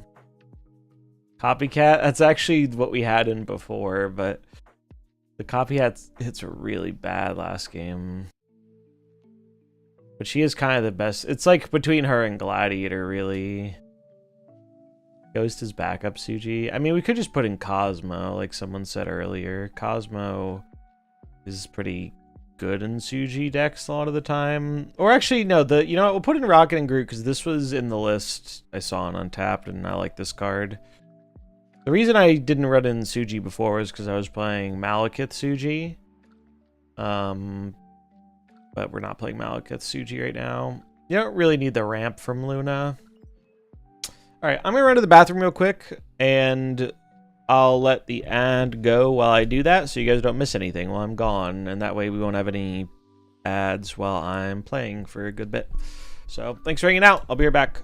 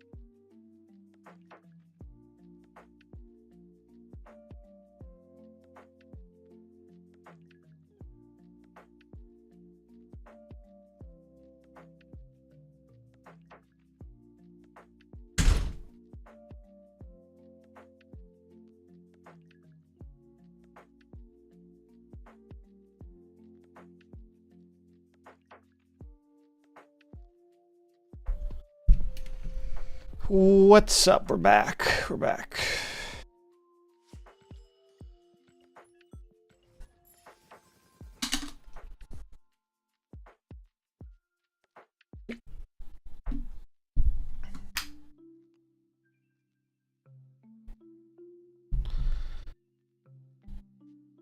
Yeah, I feel you, K-Par. I wanted to keep it around as like a memorial type thing, since he liked it a lot. Oh, it's Master Puppet.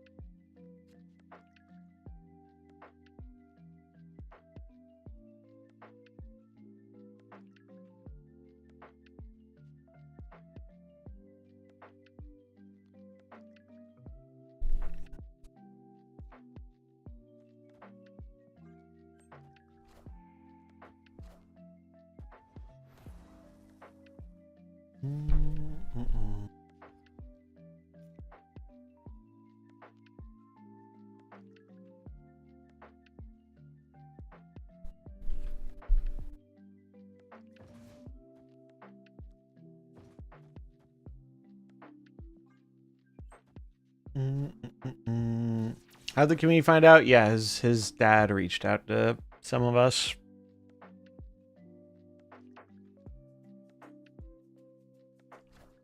It was pretty shocking, to say the least.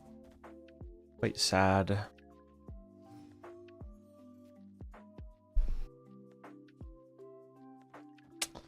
He was a very valued member of this community, and won't be quite the same without him.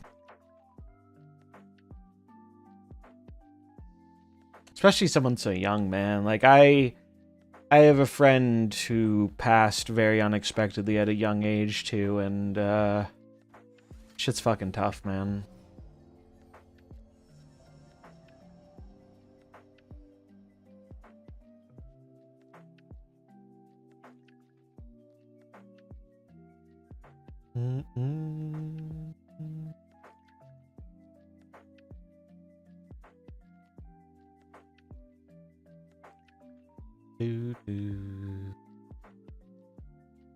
Every day is a blessing. Yeah, I gotta make the most of it, right?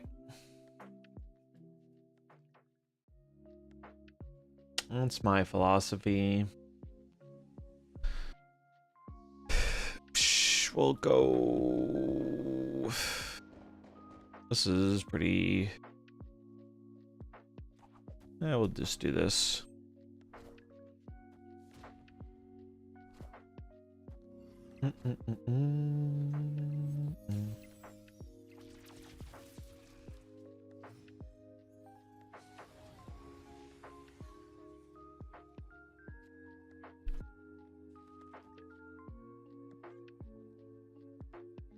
Do do do do do do.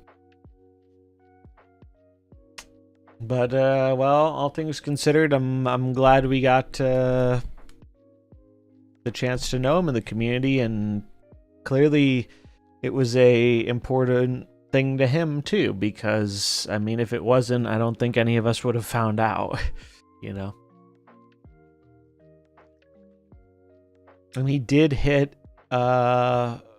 rank 1 for the first time that same week too, which he was really happy about. So we were all pretty happy for him. I think it was literally the day after like KM featured the thing he used to hit rank 1. Fucking crazy. Ooh. Lose by 1. Rip.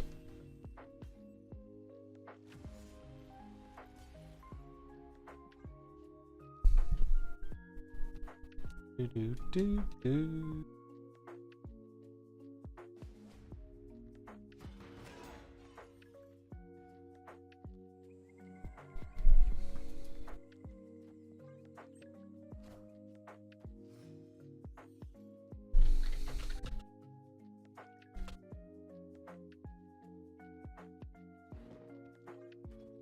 Do, do, do, do.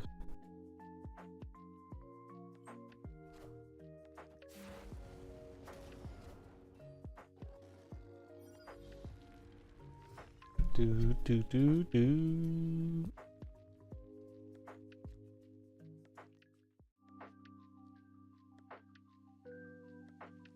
Do they have a card that can challenge the left? Anti-Venom or Man-Thing could.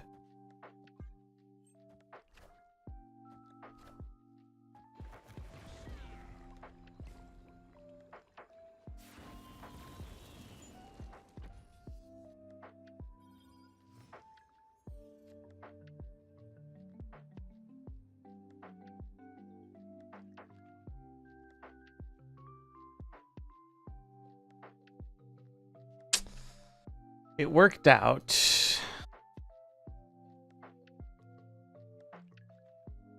He does have an RG, so maybe it's a super giant turn.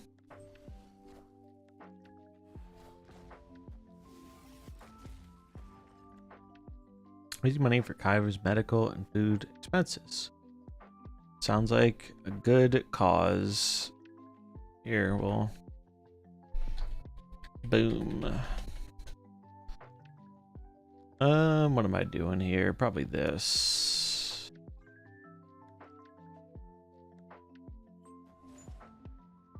Oh, I forgot the man thing was gonna come back. Shoot. That's gonna be even better in a week when people have kiddo.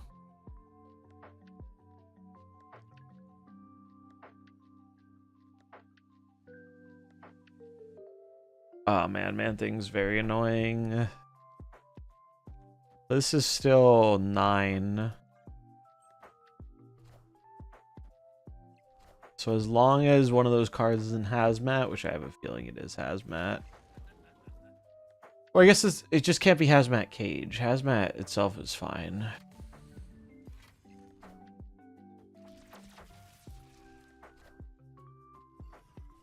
Worked out, worked out. I need to drink more water, man. I've been slacking on my hydration. Give it out for free if they want to salvage their rep. Yeah, I talked about that a bit in the video. I don't think they're going to do it, but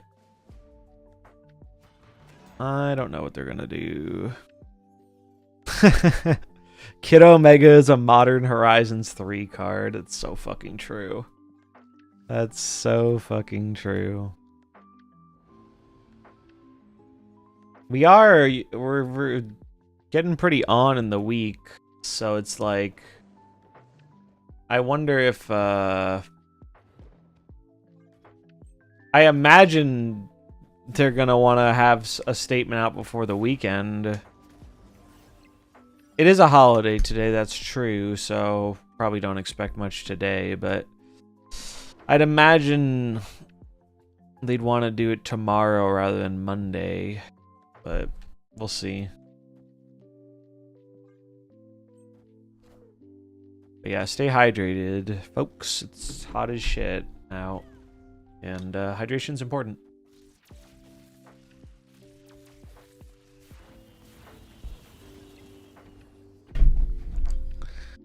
Ba-dum.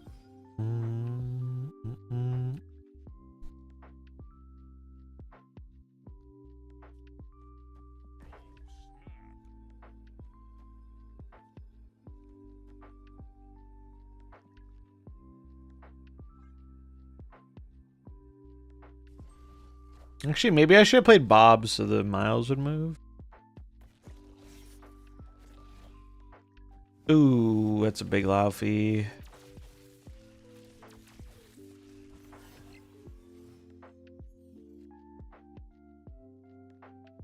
I was wondering why the Surge was still alive, but I guess Zabu ate the bullet.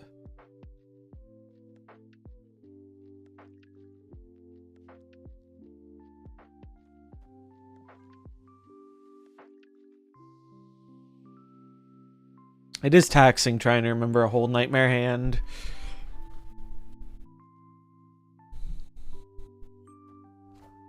Do, do, do, do, do, do.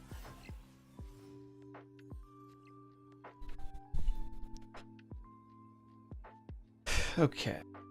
So we'll go.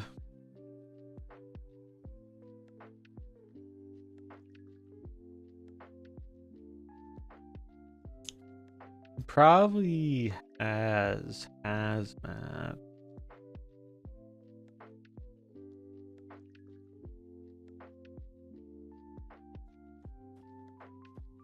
I'm gonna hope Atuma doesn't do the bad thing.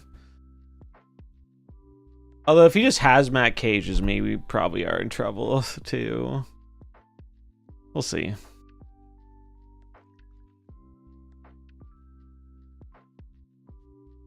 Yeah, wolf jumps are tricky too. Dude, so people were roping in fucking high voltage.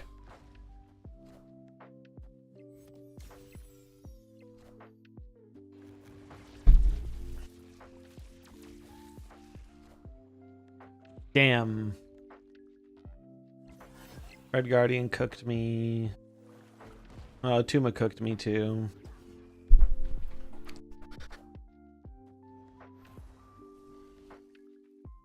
Ba-dum, bum, ba-dum, ba-dum, bum.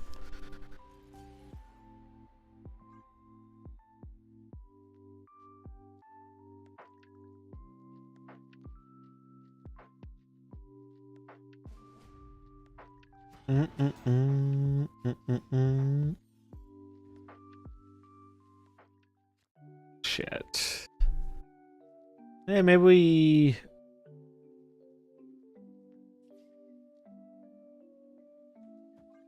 we'll do this. Yeah, I got a random Cobra in high voltage too.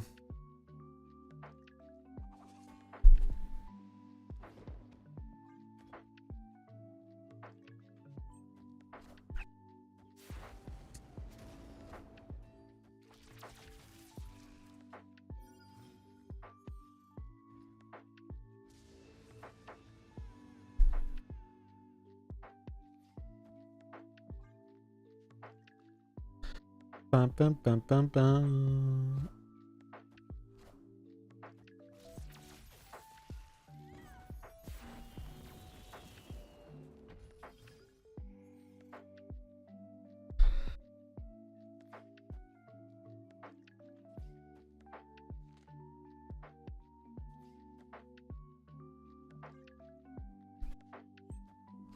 Anyone else shocked about the lack of communication about the backlash? Shocked is probably not the word I'd use. It's a pretty big thing. And so I imagine they want to get it right with whatever they're going to say. So, we'll see. It's a good snap from him. I'm gonna respect it.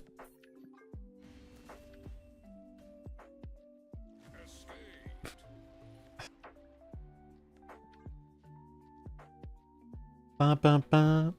Do you think they will do something? I would think so, yes.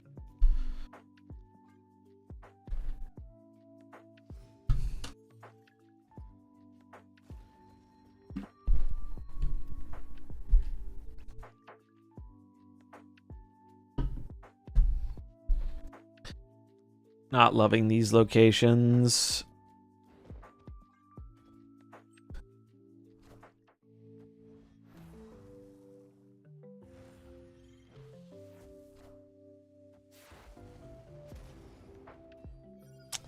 So anyway, here's the thing.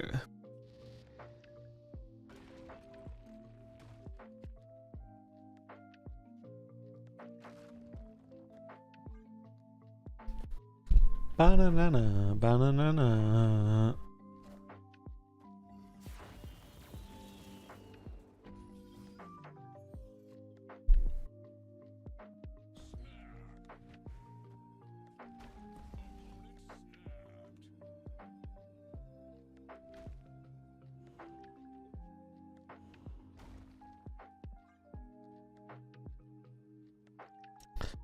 Do do do do do do.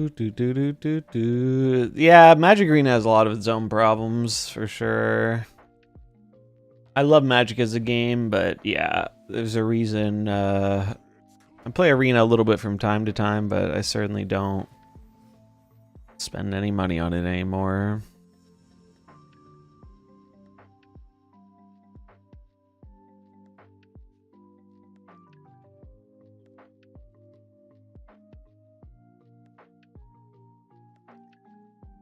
What about just putting Kid Omega directly into the packs? That would definitely make it less bad. For sure.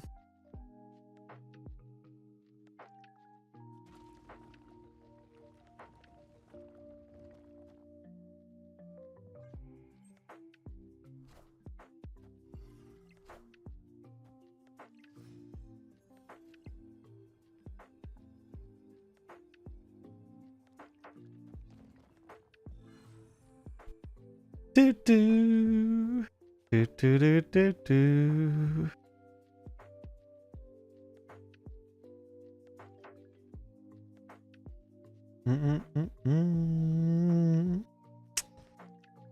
Never miss in these situations. Well, here's the thing. I think there's a lot of opportunity for them to miss here, because there are many ways this can go where it ends up bad for somebody. Either the people they tried to bait to pay way too much money for this card, or everybody else. And the other thing is, like, they need to, it's not just about how they handle this.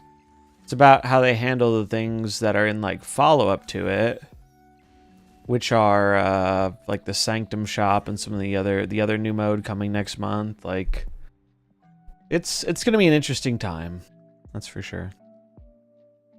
I only played Snap for about a year, so I haven't seen how the dev team responds, things like this, but I've heard stories. Yeah, I mean, generally, they have responded to things with pretty decent resolutions in the past. But I think one of the bigger points that myself and a lot of other people have been feeling is, like, I'd like us not to have to do this song and dance every time they want to find a new scheme to milk people for money. You know, like, it gets a little tiring. Because they basically just bake it in. If, like, it's like a pattern where they try and get away with, you know, the most they can, and then when it doesn't work, they have to walk it back. And it's just like, I'm a little tired of it. I'm a little over that song and dance, and I don't think it's going to change. I think it's going to continue to be like that, because that's just how it's been.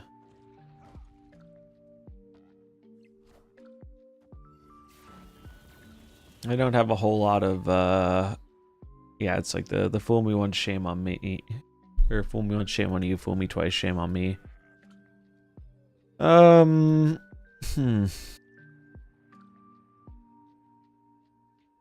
Yeah, sometimes they also, sometimes the first response is not the best response, and then they have to do it again, like with the Gambit bundle. I would hope they realize that that is not a good idea to do it in this one, but in this instance, but did I see the beach stuff? Yeah, I did.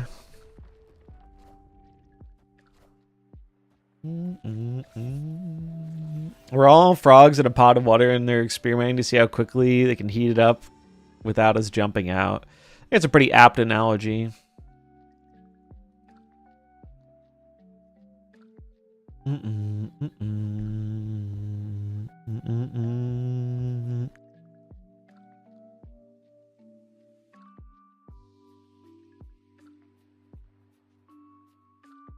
This one is for all the marbles.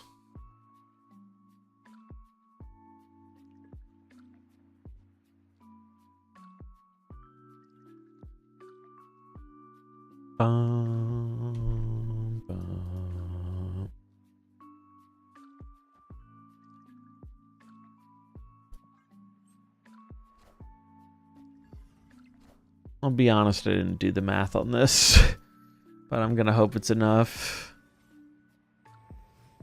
Let's see. They got Man Thing. How big of a swing would Man Thing be?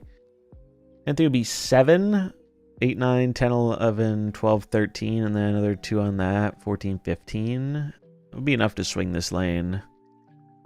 So I think I have to do it like this.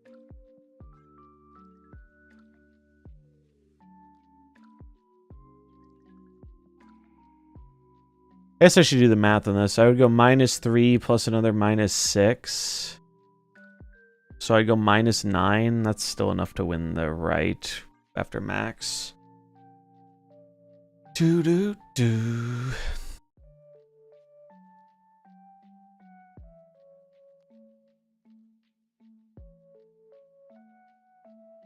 Yeah, premium just means you can get a super rare. But it is not guaranteed, unfortunately.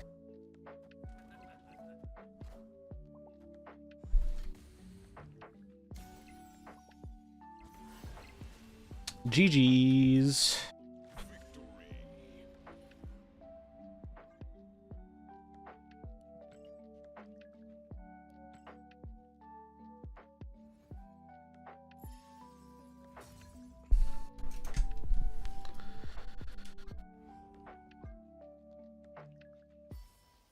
Pixel is supposed to be excluded. That is true. Well, one good news about high voltage is the Alliance has speed run finishing our stuff this week. Some people have been grinding. Already done. Usually we don't finish till the weekend.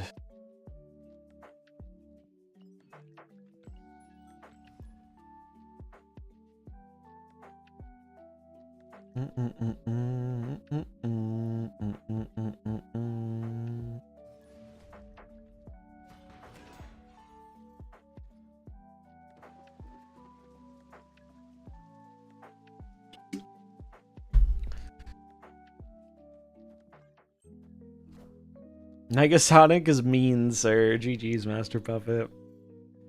Negasonic was so clutch. She go boom.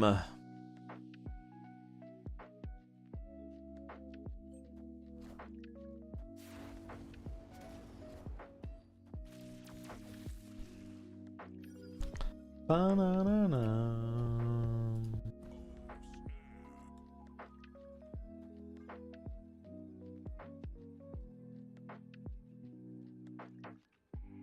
Yeah, doubly mean if you have a Prodigy behind. Ew, Living Tribunal. Gross. Get out of here, Living Tribunal. It's not that bad, I guess.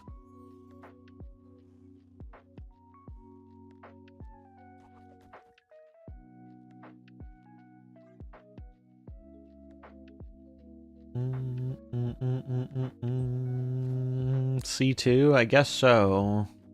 No, it can't be C2. They're running fucking Surge.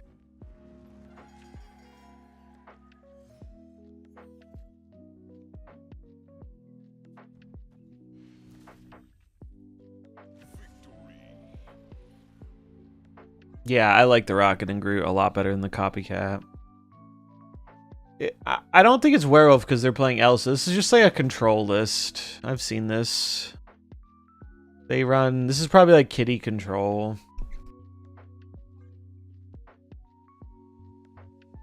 We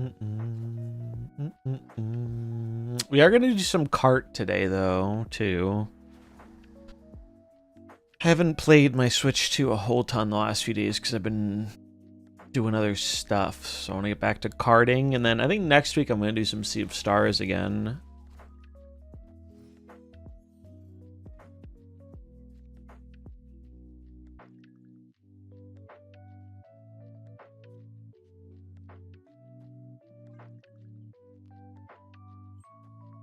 Am I going to get Donkey Kong? Fuck yes. I have pre-ordered Donkey Kong.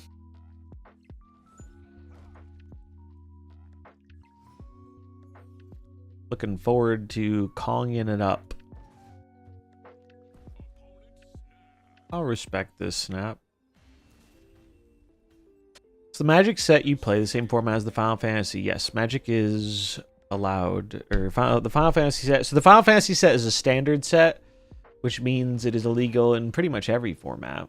It's not like some of the other Universe Beyond stuff has not been that, but Final Fantasy is standard, so it's in everything.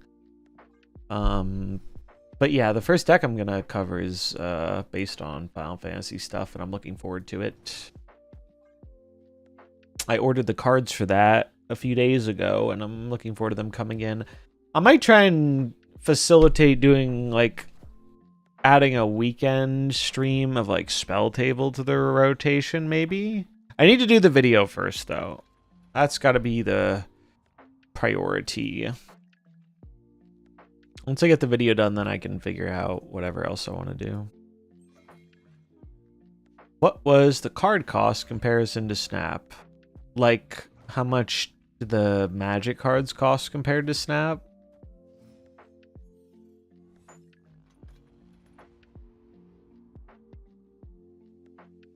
How much was the set? Well, the thing is, it's not like I'm trying to get all the Final Fantasy cards, because I don't plan to play with them all. So I'm just I just buy singles. I buy the cards I want to play with. I'm not like buying packs or trying to collect them all. I'm just buying the cards I want to play with. I bought a pre-constructed deck that had stuff I wanted in it, which was like $70 for an 100 card deck. And then the singles I bought for my deck, I was buying for 2 different decks, actually. But that came out to, like, probably a bit over $100 for the cards I needed for the 2 decks I'm putting together. The format I play in Magic is very different than, like, Snap, though. It's like a multiplayer format that is more casual based. It's not like a competitive one-on-one format, so it's kind of hard to directly compare it. Am I buying the One Ring card? I already own the One Ring.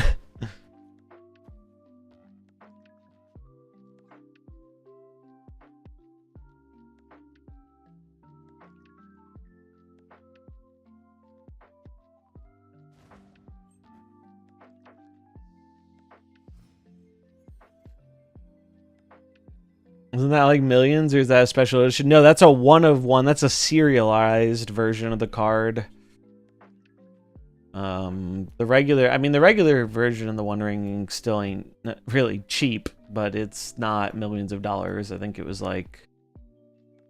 currently it's around $50 or something. It's pretty expensive, but the other nice thing about the format I play is it's very proxy friendly. So, like, if you just want to play the game,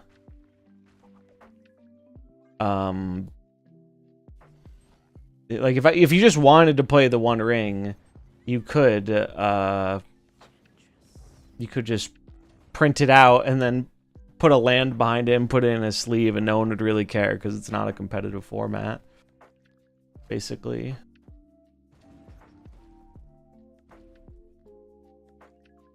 What the fuck were they cooking here?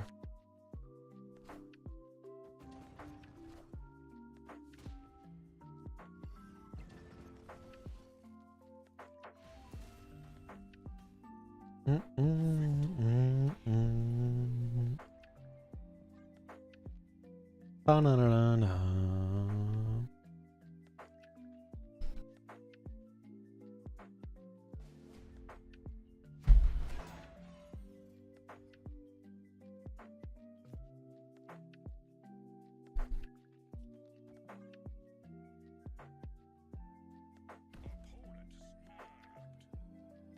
Thanks to proxies, I'm the owner of multiple alpha dual lands. Exactly.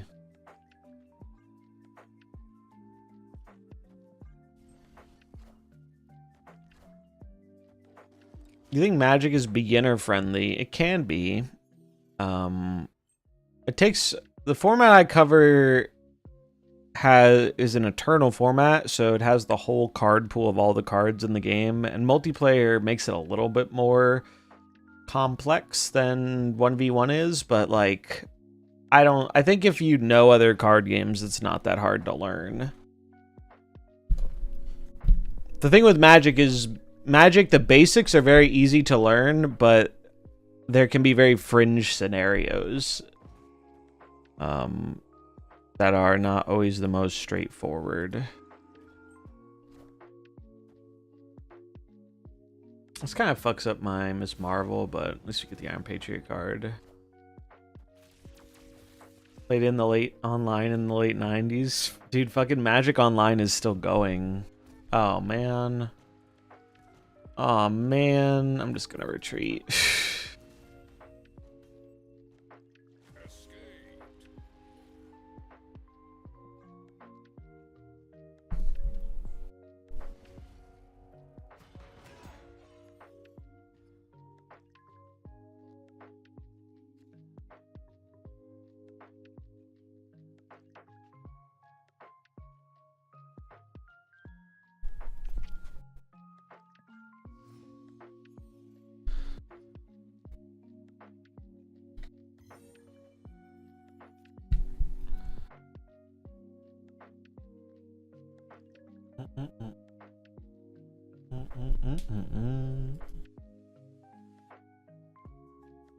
I don't like this, but I'm gonna do it. We played Yu-Gi-Oh! The Yu-Gi-Oh! Games. Yu-Gi-Oh! Is definitely one of the more daunting card games. I played a little bit of Master Duel when that came out, and I played a bunch of Yu-Gi-Oh! As a kid, but we never played it correctly. We just kind of slammed our cards on the table, like in the anime. Because we all watched the fucking anime as a kid. I loved Yu-Gi-Oh! Yu-Gi-Oh! Definitely is like the thing that made me love card games as a kid. I remember arguing with my friends endlessly over rule interactions back in Urza's blocks, so maybe the text is clearer now. I promise you there are still interactions that make that happen. Take it from the... I was the resident person people would ask in my group for like rules clarifications, because I think I understood it better than most of us did. But some of the things are... There's definitely, I think Magic is more complicated now than it was back then in terms of rules interactions.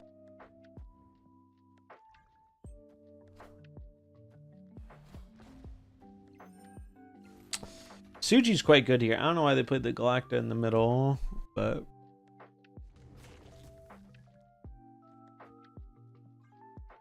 we're moving this so we can play the Miles.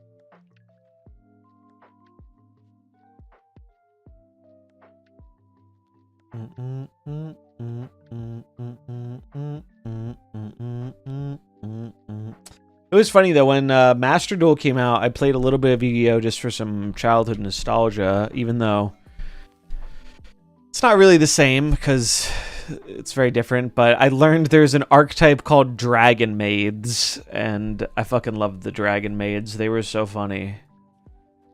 And it was pretty simple to play. And the name does describe it accurately. They are maids who are also dragons.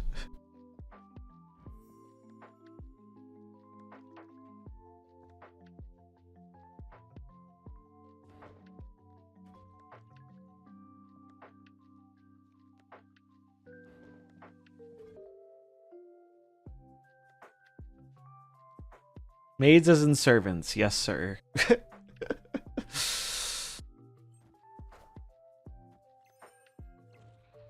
Allow me to show you one of them.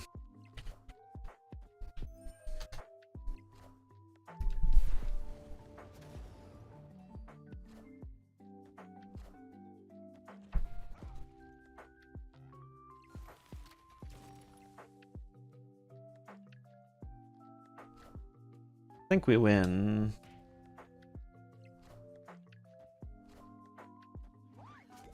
Yeah, Suji's really bad for them.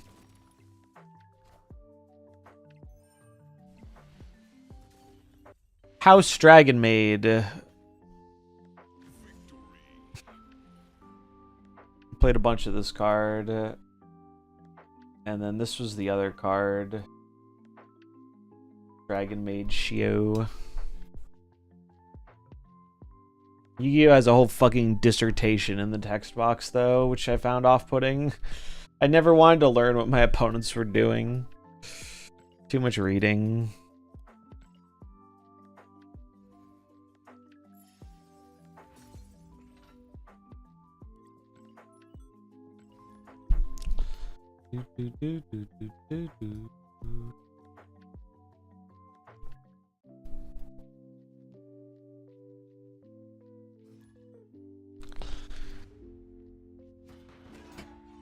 What card have I gotten to 30 in MarvelSnap Mastery? I have Storm and Iron Man. And I might have Thor, I don't remember. I can show them after the game. Although I don't really like the things you get for it outside of the... I like the little reaction emotes. Maybe I have one of those equipped now. I have a Spider-Man one, but that's not a mastery thing.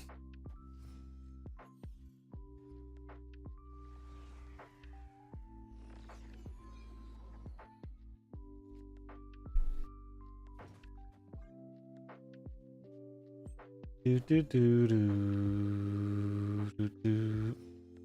Uatu not work? What do you mean? Oh, if you get Uatu randomly, he doesn't work because he's a start of the game effect.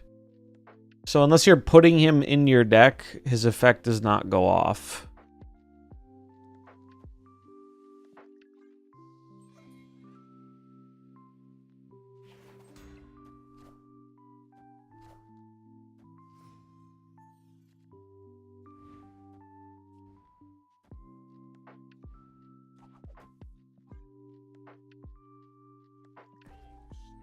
They missed a 2-drop in their Wiccan deck, so we'll press the snap button.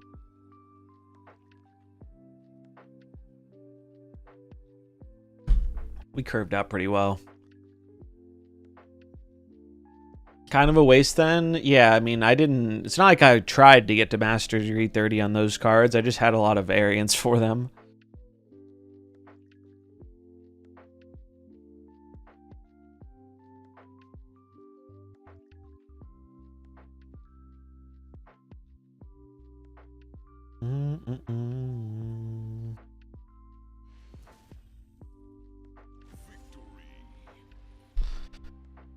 Yes, as you can. Bum, bum, bum, bum.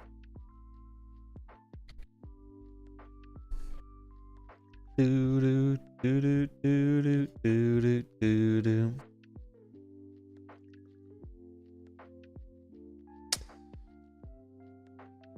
I'm probably gonna cart after this game, I think. Because I've been going for 2.5 hours and I don't think I'm going super long today. Today is a day I'm trying to adjust my sleep a bit, and I have some other things I need to do later, so probably do a little karting after this. Fast as you can.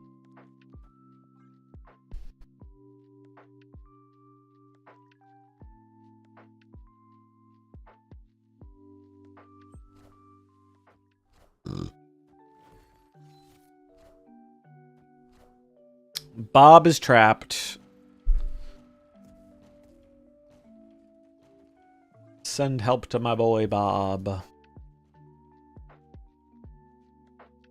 So they're Wiccan Seaball.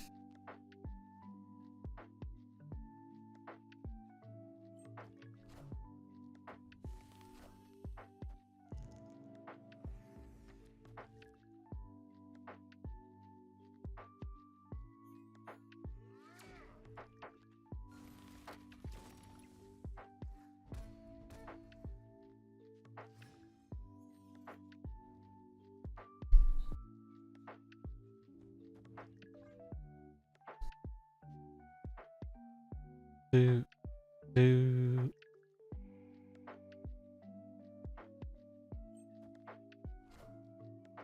They missed Wiccan again. Man, fantasy tickets I got, I think 2? 2 or 3? I haven't played that much Conquest this season. I didn't even use my tickets last season.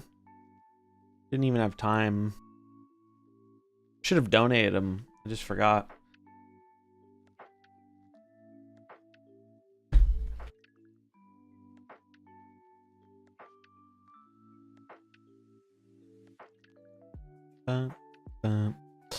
Also, I'm thinking about doing the Daredevil stream either at the end of the month or start of next month. We're doing the Daredevil cosplay. Finally gonna do it. I also put up a new goal. I've decided the next cosplay goal we'll do will be a Venom one. Because I like Venom a lot.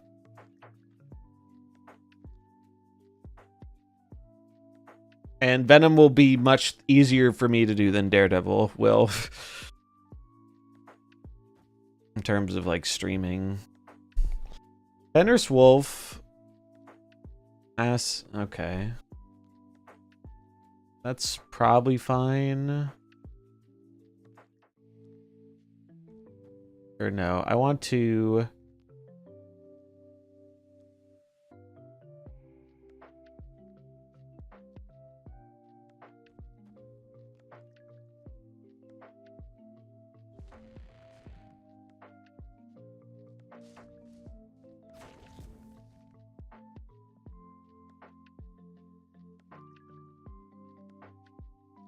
Oh, we could just block them up mid. That's true.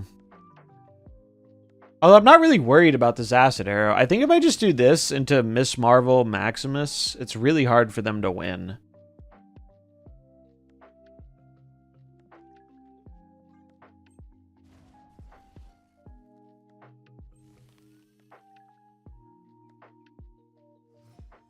Oh yeah, these cards don't even go off yet. Because, what's it called? Suji.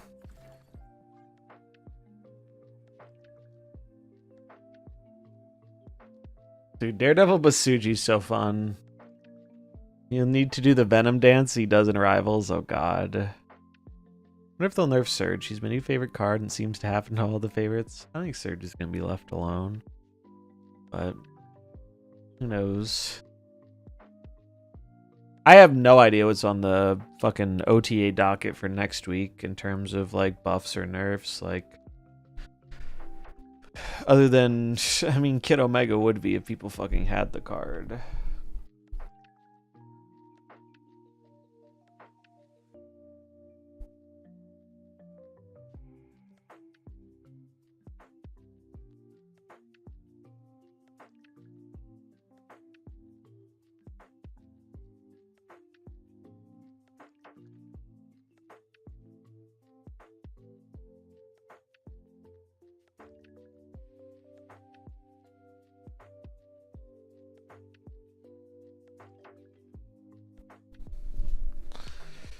Will they stay?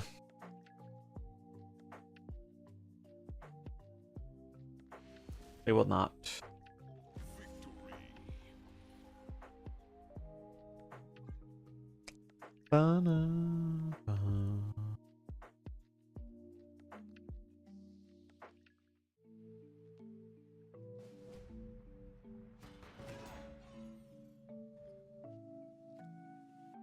Would like a 2-drop. 2-drop would be good.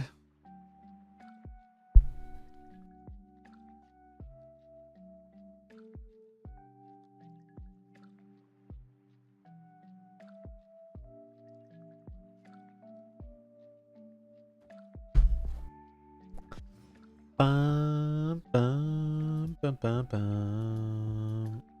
Damn, no 2-drop. Sad.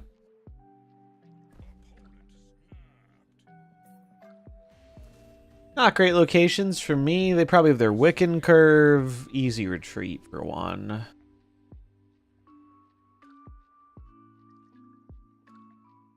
What's up, Dr. Stormicus? How's it going?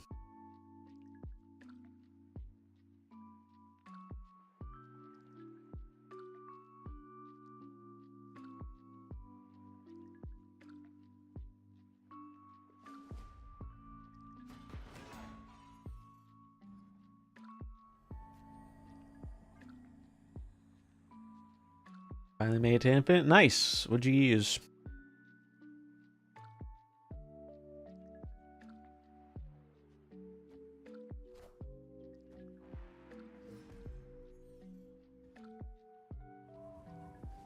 Negative with Esme. It's a good choice.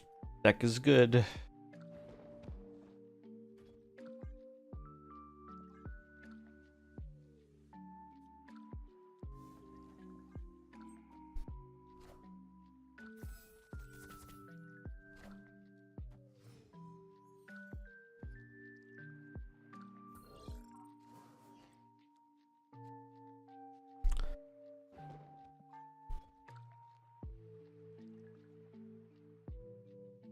Odds between that and Infinity Ultron Hella, also not a bad one. It's wild to me how many people stay versus negative when they shouldn't in this game. I'm all for Cope staying for funsies, but like negative's not one of the ones I do that with usually. But a lot of people do. At least in my experience.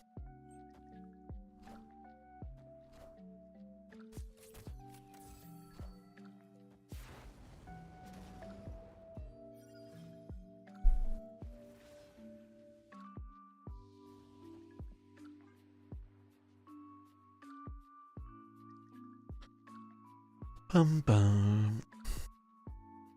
Won me a lot of games in the 90s because people got too confident. Yeah. The hood bundle's calling my name. It is a nice variant.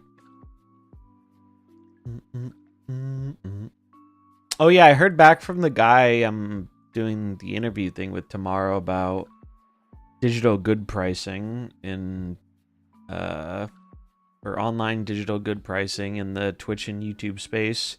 Unfortunately, I can't stream it. I did ask if I could because I thought it'd be kind of fun to stream it.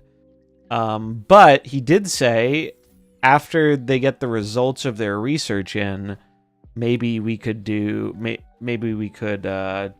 do something about the results that I could share, which would be cool. So I'm gonna try and get that to happen.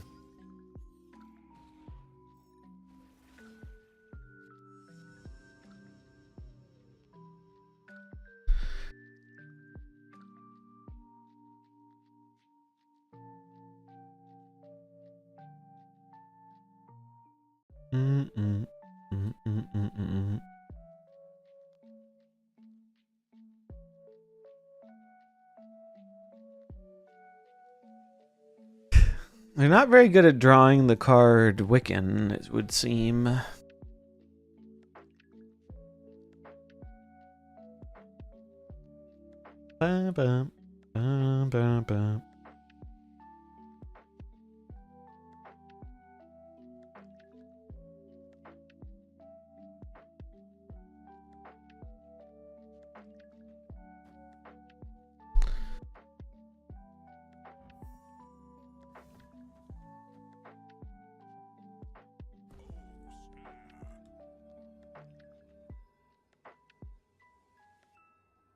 Hoping the Hydra Bob goes left.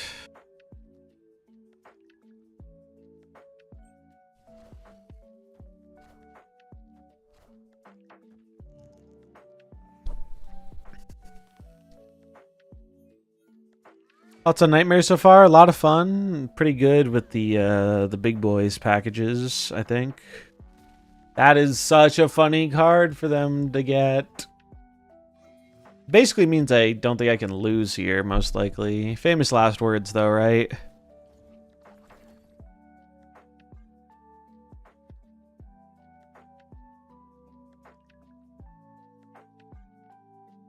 What if they move mid cannonball here? They'll win this lane. I would have 16. I still win this lane, even without Miss Marvel.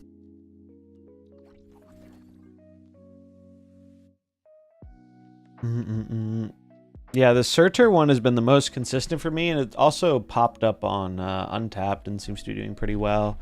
It was cool. Me and Blue kind of workshopped that one a little bit, and I think we ended up on the right list for that kind of build, at least. Looks like we had a good read here, assuming that's Cannonball.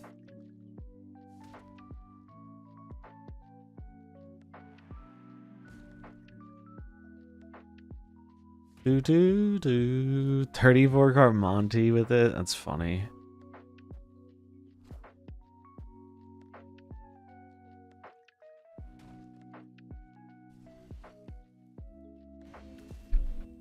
So if they didn't low roll and get this Electro, I probably would have put the Miles over here, so we could play around them doing like C-ball mid and a 1-drop left.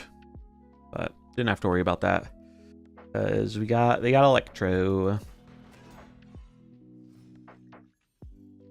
Yeah, I like how this list feels so far. It's felt pretty good.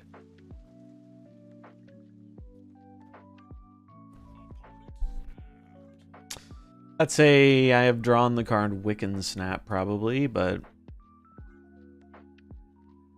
it's alright. We have a pretty good hand.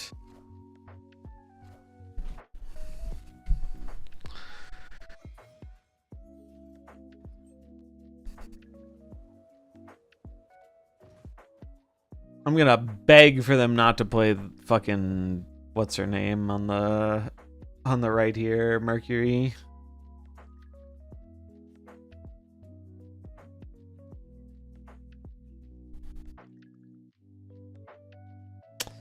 You have a deck. You play with Infinity Ultron. I do have one I can show. I haven't played it too much, although I have been playing my high voltage deck, and he's been pretty fun there. But I do have a regular deck with him I really liked, but I haven't played it too much after the most recent update to Ultron.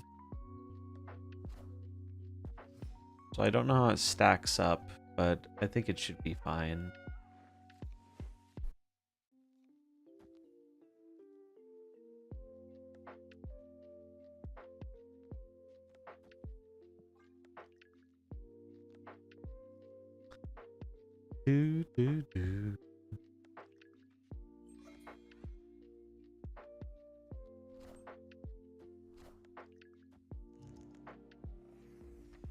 R.I.P. Negasonic. I ended up getting the GameCube controller for the Switch 2 too. That's coming next week.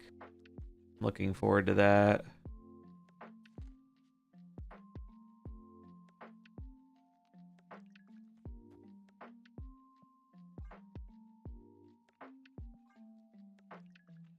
Not grinding high voltage? Nope.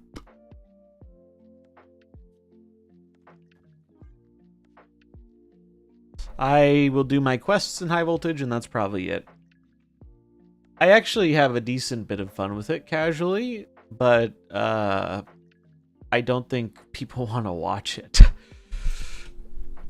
And I don't blame them, because it's pretty mindless. I did get a Switch 2. Or there's always backlash in the gaming space, but I don't know, I like my Switch 2. I'm pretty chill with it.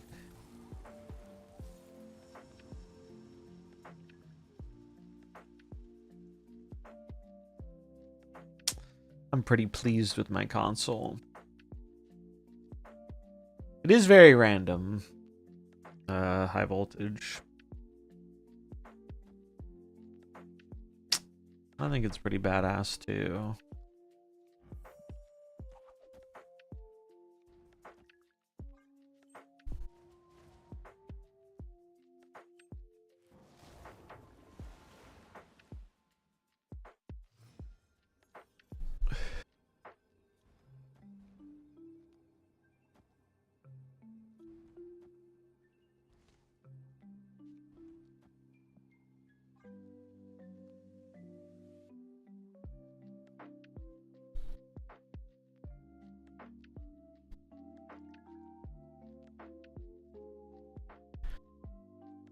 Just hope the future games don't require us to purchase it. Well, it depends on the game. Some of them they're putting out on both, and some of them are only going to be able to run on it because as much as I love the original Switch, that shit is a fucking toaster.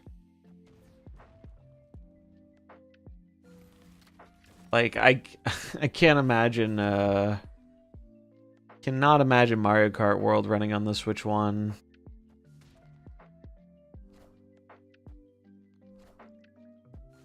Hell, I'm impressed Mario Kart 8 looks as good as it does on the Switch 1.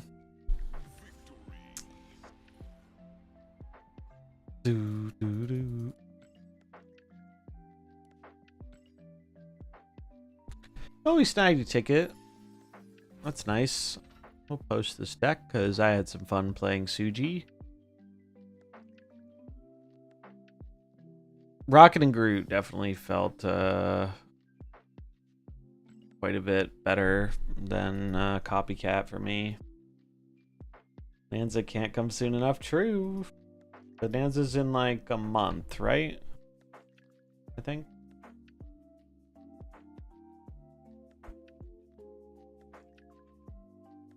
Let me grab the screenshot.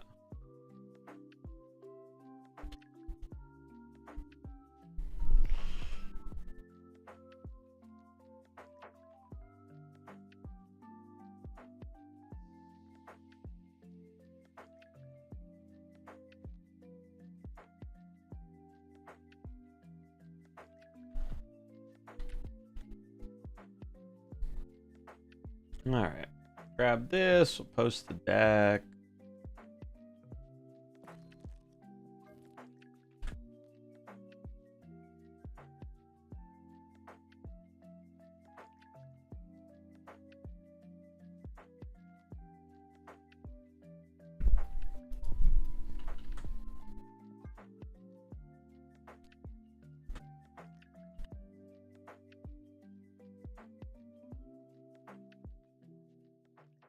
Let's see.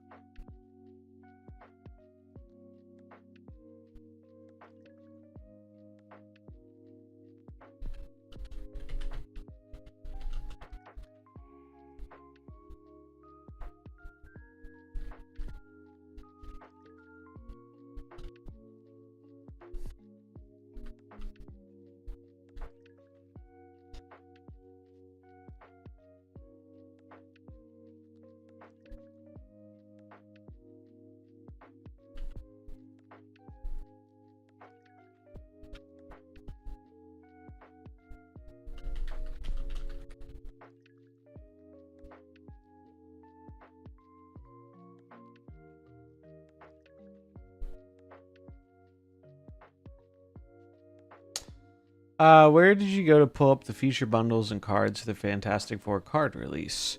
A lot of it is on Snap Zone or Snap Fan. That infographic specifically was, I think, from a Reddit post. I don't know if it originated there, but that's where I found it. I can link that too. Someone made this, though. I'm not sure who and if they made it for the Reddit or not. Yeah, deck did good. Deck did good. Felt pretty good to play. We had some good games with it. I'm glad we put in Rocket and Groot. Rocket and Groot also helped us make the Miles better, since we don't have to just rely on Bob or Sam to get the Miles activation. Having 3 was good. Also, Daredevil was so much better than Merlin. This card was... Daredevil really... So, like, Daredevil's always an interesting thing in Suji, because... And the other person I know who loves Suji, Stefan, there's like a running joke that, like, eventually you end up cutting Daredevil from Suji because your intuition becomes good enough to where you don't need it. But being able to know for sure, it really does have some value sometimes. Yeah, Negasonic did very well. Miss Marvel did her thing. All the cards kind of did their thing in these games. Like, really isn't anything I'd change, I don't think. Feels good, man. I'm gonna fill my water real quick.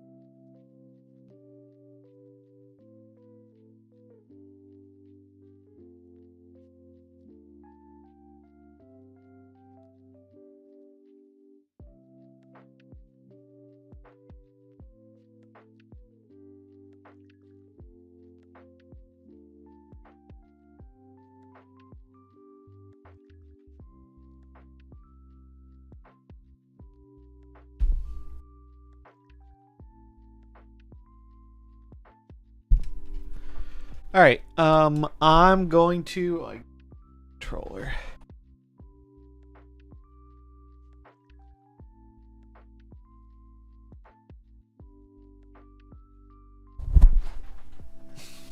I'm gonna switch over to some Kart. You know what's funny? Speaking of whining about Shang-Chi on social media, one of my favorite comments from the video was, oh yeah, you want the Infinity Ultron list? Let me show that. This was my list. Copycat kind of the flex spot. Also, I'm not positive if you need the snow guard, but I like it. But it's pretty cool. What's it called? One of the comments on the videos I got was simply, "I don't care, nerf Shang-Chi." And that made me have a good chuckle. I was like, I do not give a shit about this controversy. Just nerf Shang-Chi, please and thank you. Like, all right, bro, I'll get right on that. I'll get right on that. I definitely have the power to do that, and it's totally something necessary. I'm not being sarcastic at all. Yeah, this list is fun. This was my original Infinity Ultron brew back when he first came out, but I played it after he got buffed the first time, and I liked it even more, and played it a little bit after the second change, and I still liked it. The spirit is pretty low.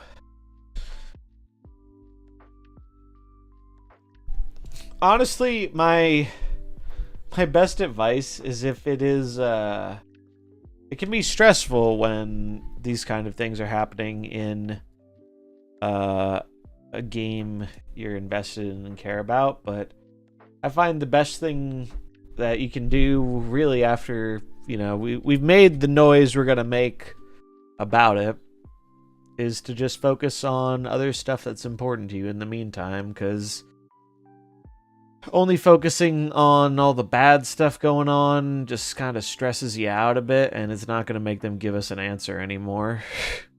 What if Shang-Chi affected both sides? Yeah.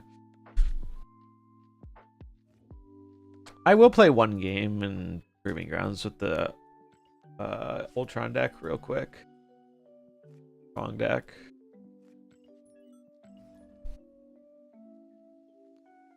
Bum, bum, bum. But yeah, we are gonna switch over to Kart. Do a little bit of Mario Karting.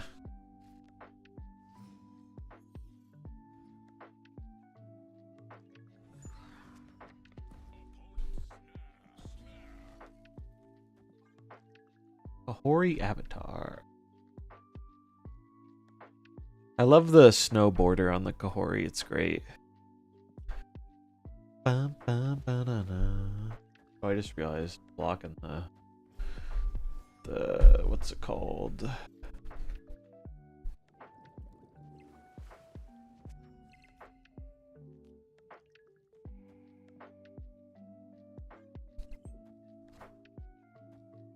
Yeah, it's just a roundabout way of hoping people stop playing Shang. I agree. It's a change that would not affect the vast majority of games Shang-Chi is played in.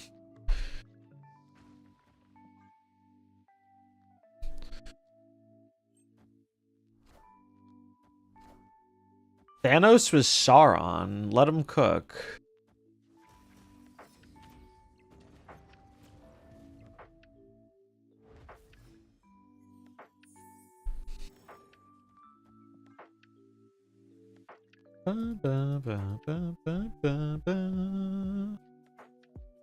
I think most people don't see the need for a reason, or the need to change Shang. It just comes down to some people want to change because they don't like their deck losing to it. That's really all it is.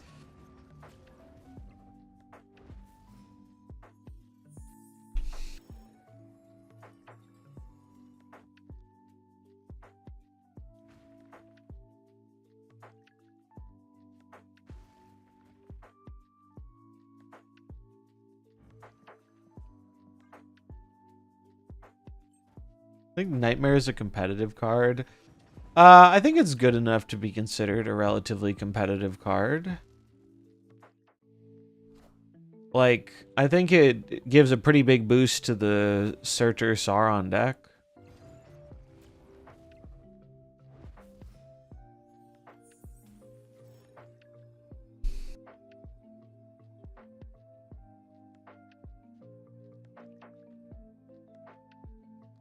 Six, 7, 8, 9. Just go mid, I guess.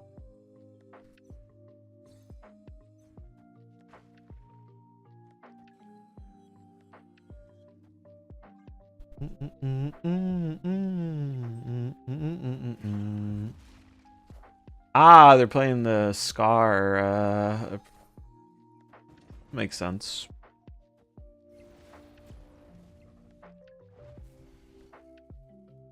Yeah, it is big main character energy, it's true.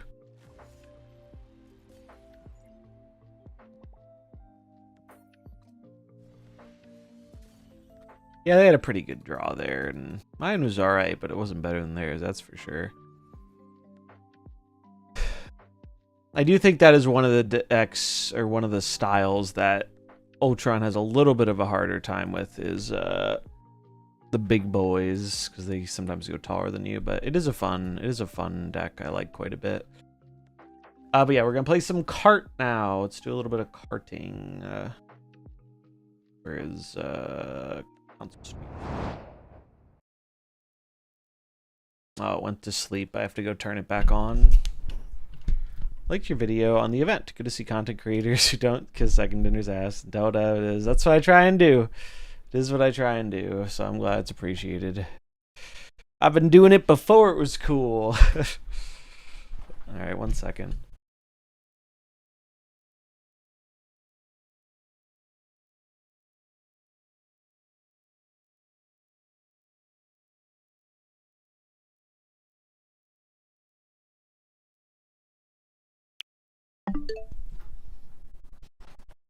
Alright, we'll update the stream title.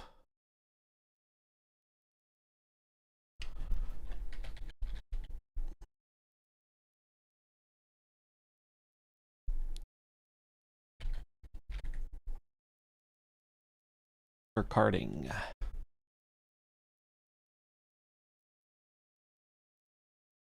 Yeah, I mean, their new publisher is just like, they are self-publishing, right? They have that one company they're involved with, but it's not. It's really just, it's an incredibly small publisher. They're really doing it all in-house. And I've always personally believed a lot of the decisions have been coming from inside the house, and it seems pretty confirmed that system update, fuck. It's okay. Unlike other systems, usually these are quick. Vampire Survivors for the win. Dude, I was so happy with Vampire Survivors because I played it a lot on my Steam Deck. And Vampire Survivors, if you have an account with them, you can actually transfer your saves between consoles. So I didn't have to start over playing it on my Switch, which was exciting. I have to go turn it on again, unless it... No, it did. It did itself. There you go. My Switch is across the room because I have it hooked up to my TV.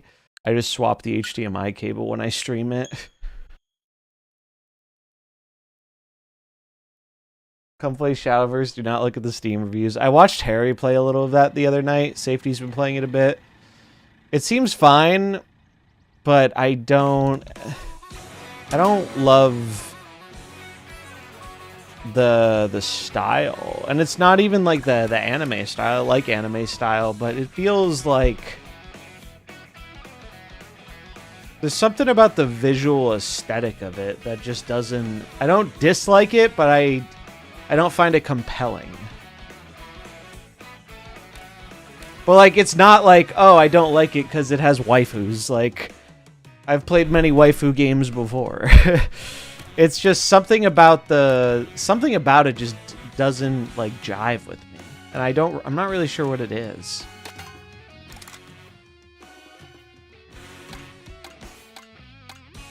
Because if it was the waifu elements, I'd have no problem saying it. We'll start with Knockout.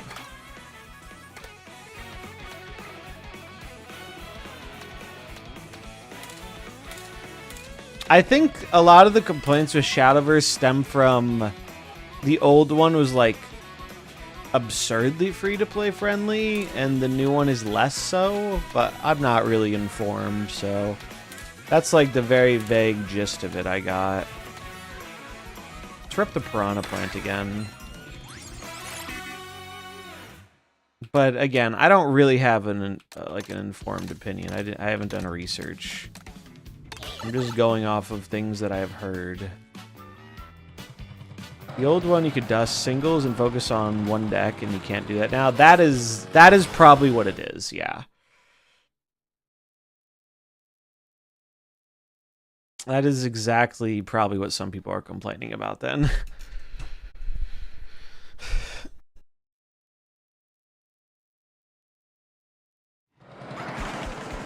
But I'm more than occupied enough with card games. The last thing I want to do is play another fucking live service card game. I have enough of them, as much as I like card games. My downtime, I usually do other things. Oh god, this bike handles really weird.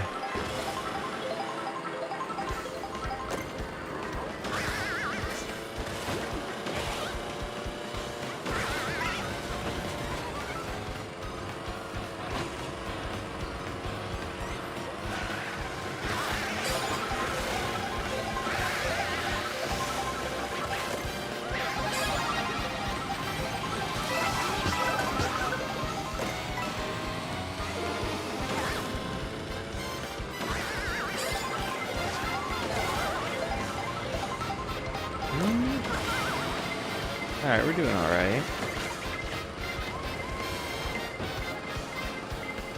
I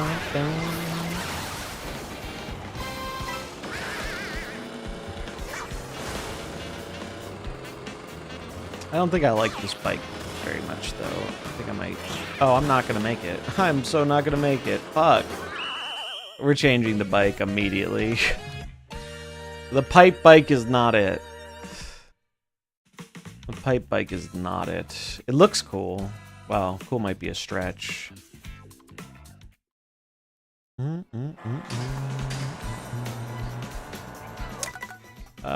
Next race. When you say emerging gameplay, are you talking about the new mode? Or are you making a joke about how we're playing Mario Kart? I can't tell.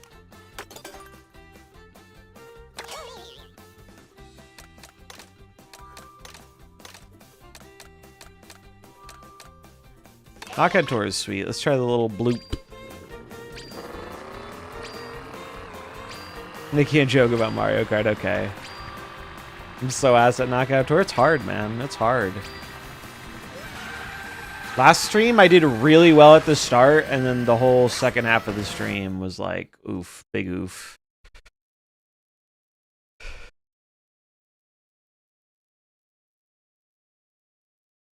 I kind of want to get one of the new Pro controllers eventually too, but I already copped the GameCube controller, and that was expensive. So I might try and like wait for my birthday or something for that. I was hoping it would come back.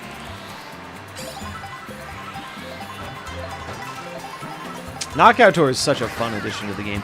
My only complaint about Knockout Tour, and this is such a Nintendo problem, is it makes me sad you can't like group up with a friend online in Knockout Tour unless you're like local on split screen, and then you can go online together.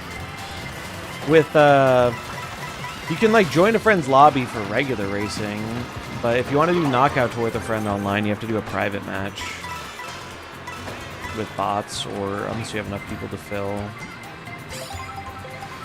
But it's such a classic Nintendo thing to have like scuffed online. At least the connection's good.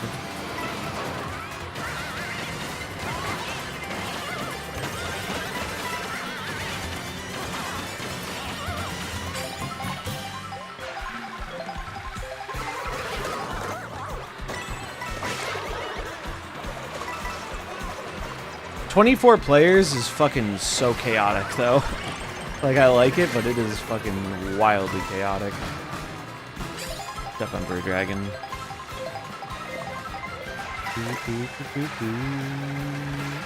Yeah, this game is definitely the main reason to upgrade to the Switch 2 right now.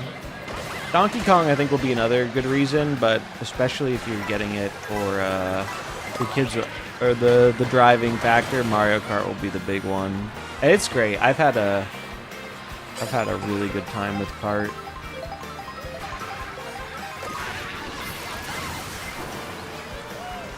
Damn.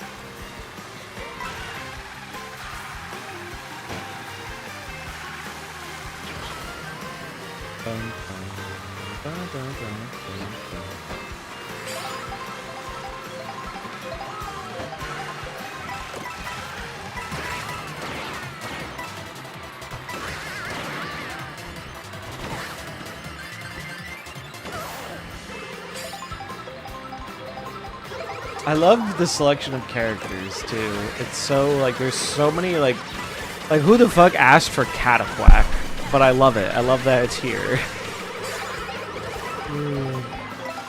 Or the cow. I love how popular the cow is. Everyone loves the cow.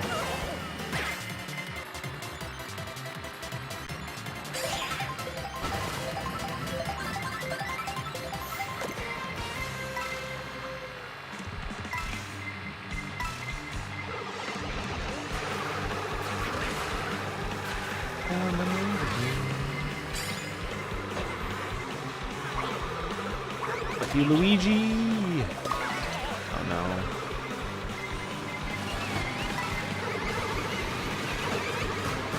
Oh, I'm gonna get screwed here. Unless... Ah, dude, we were 17th. Fuck. Fuck. Yeah, they did a whole direct about the Donkey Kong game. It looks fun. I didn't watch the direct. I just saw like bits and pieces of it because I'm trying not to know everything going into the game, but it looks fun. It looks quite fun.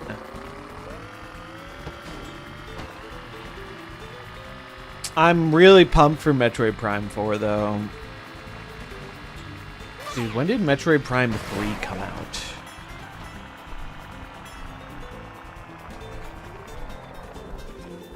...2007. Oh my god. 18 years ago? Prime 4 next year? I think Prime 4 is this year. I think Prime 4 and that Pokemon game are both towards the end of this year. They haven't given a hard date yet, but I'm pretty sure they're this year. So I think Nintendo's going to do a pretty good job of putting out some, like, Kart is the perfect launch title, following up with Donkey Kong a month later. Also, I saw some news today about how the games have been selling. It's funny, if you guys followed any of the controversy about those, what were they called? The cartridges that don't have the full game on them. Apparently those have not been selling well, but the games that do have the carts that do have the full game on them, like Cyberpunk, are doing quite well. So it's nice to see people kind of trying to avoid that practice, because I think it's dumb that if the whole point of having a cartridge is to put the whole game on it, I get it, you know, the game's gonna have updates and stuff, and that's fine, but if you can't even have the whole regular game on the cartridge, like, why are we making cartridges? I say that as someone who likes cartridges, specifically non-disc ones.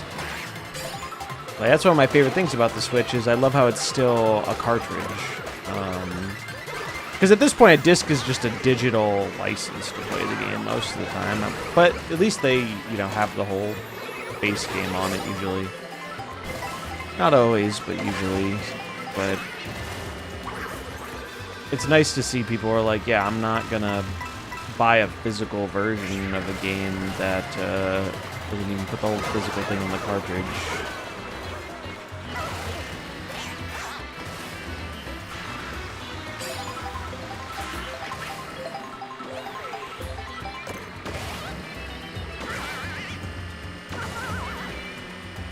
I'm gonna hold this item till we get through the cannon.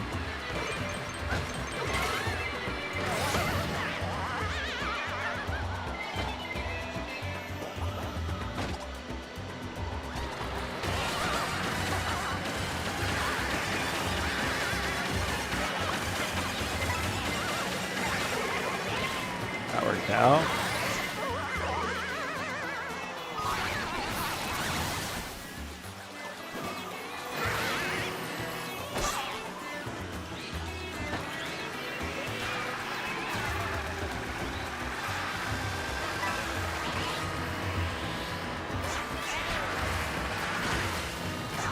I did not mean to do that, but it's fine.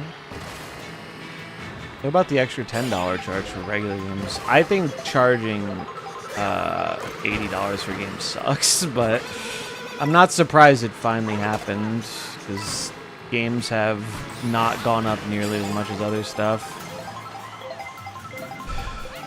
So, not happy, but also not surprised.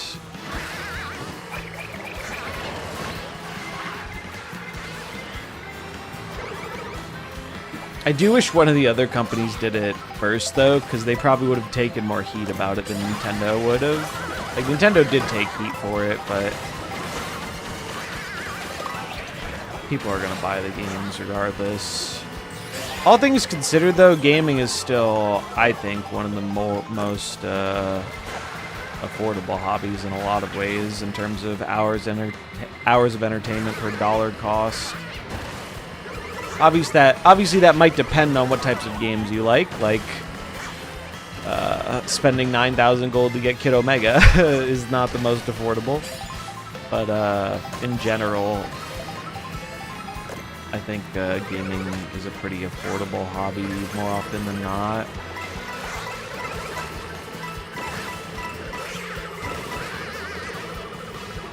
What is crazy to me, though, is fucking Microsoft raising the prices on their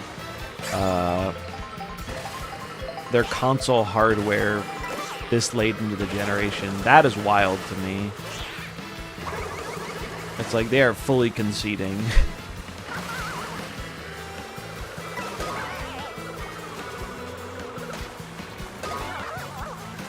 Double shells here is real bad.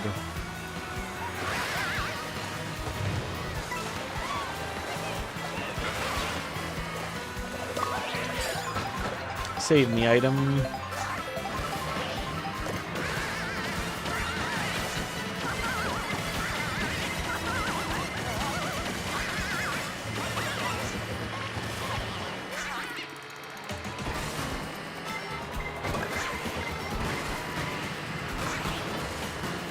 Alright, we good. We're still in it.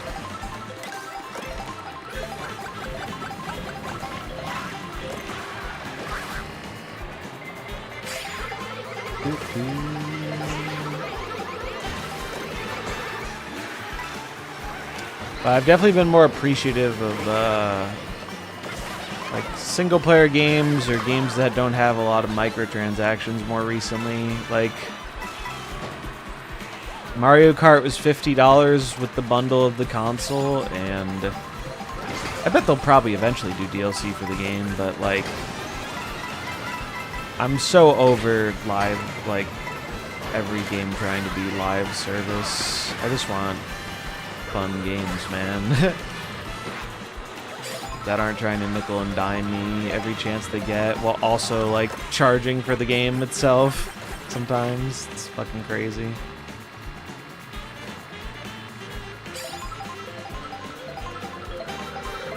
There have been some really good single-player games this year, though. It's like, despite all the not great stuff in the gaming industry, there's a lot of great stuff too. Oh, we're cooked. That's unfortunate. Alright, well, that was still better than our other performances, though. So we're moving our way up in the knockout tour, hopefully.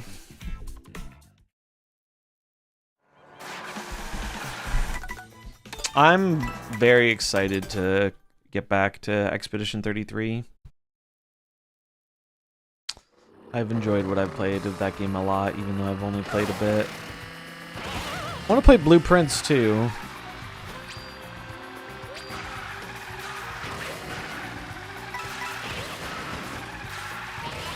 And I've actually been having fun playing through Pokemon Violet, really, for the second go around, because now the performance isn't turbo dog shit.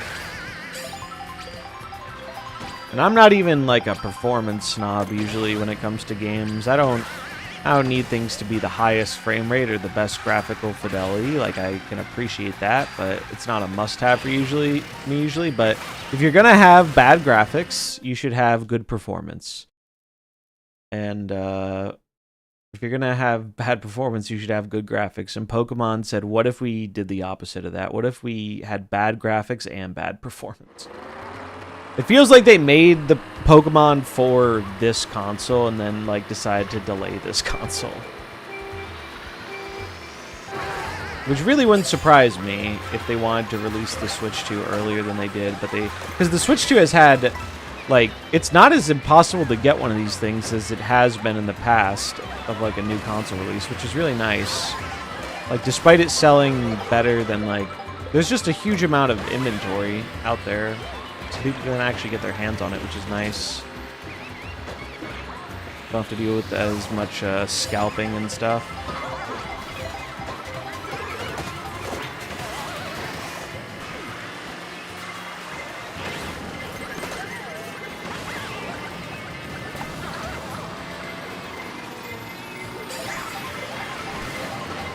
I have some friends who are really into Undertale and Deltarune. I know for a fact I will like those games.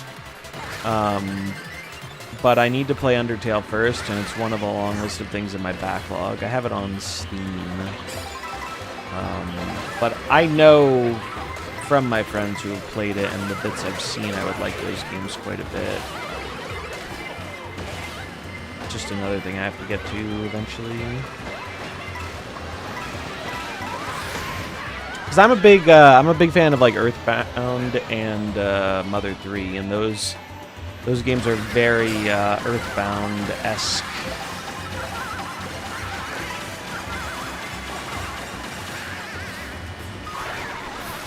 I am playing more Baldur's Gate 3 tonight with some friends though, and I'm looking forward to continuing that playthrough.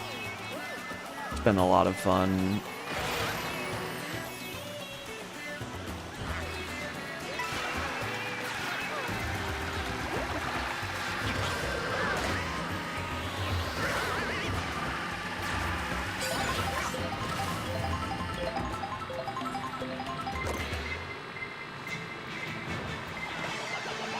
Oh, that blue shell almost clapped me.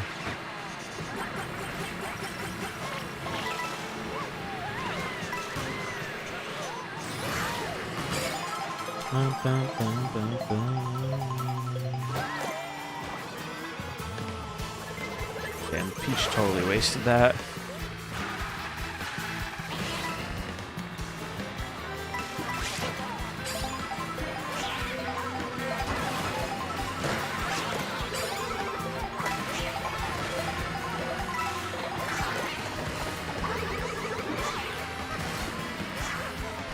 Come on, Piranha Plant, let's fucking go. This is our race.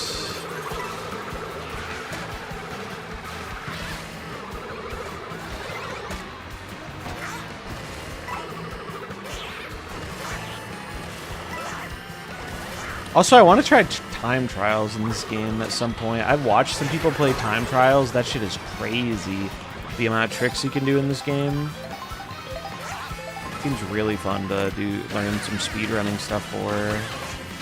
I've never been much of a speedrunner myself, but I've always found it very cool.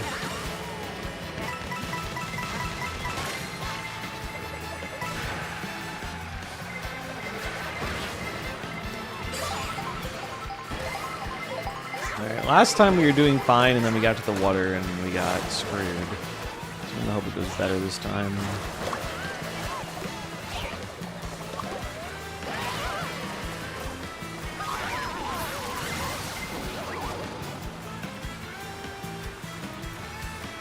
Yeah, there are definitely some tough ones.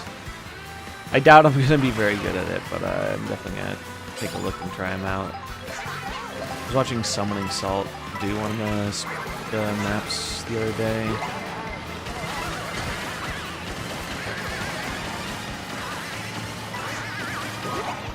That's so bad.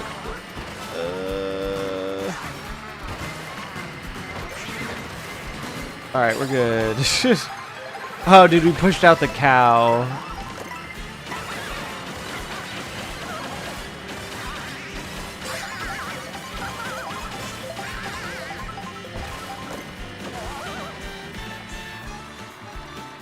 It's crazy how quickly you can get from like 16th to 3rd.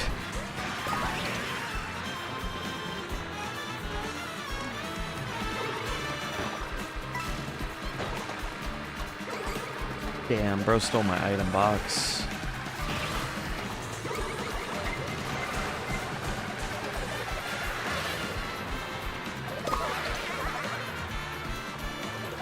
Give me items.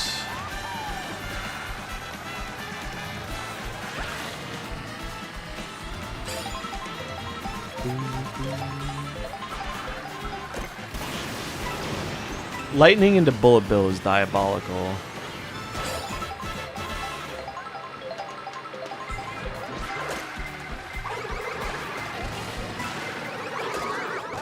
Oh, I'm cooked. I'm so cooked. Damn, dude. Knockout Tour is tough, man. It is tough. Surely we get top 4 soon, though. Ba, ba, ba.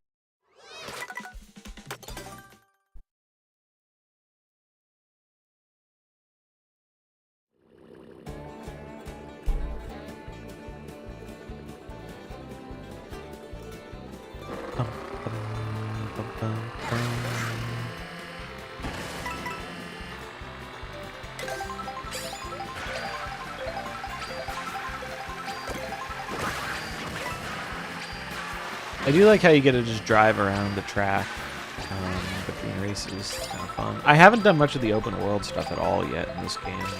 I mainly just played online. I've seen there's some cool, fun little challenges in it. Do do do do.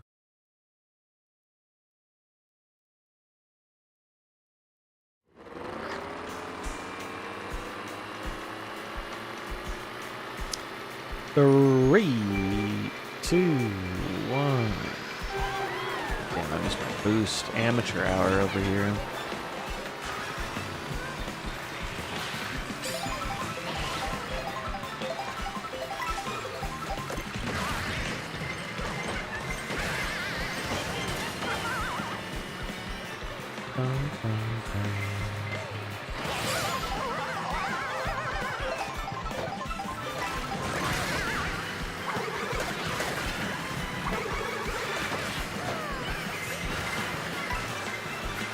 I love the penguins zooming down.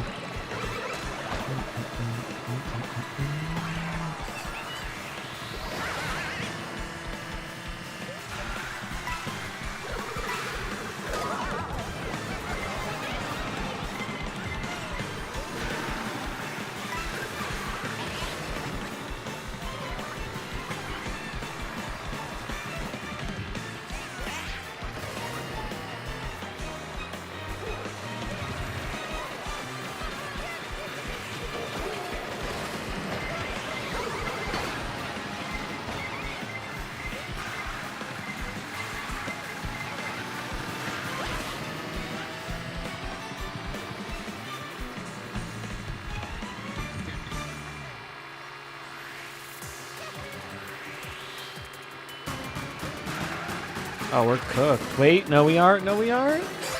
Ooh, last possible place. Come on, Piranha Plant.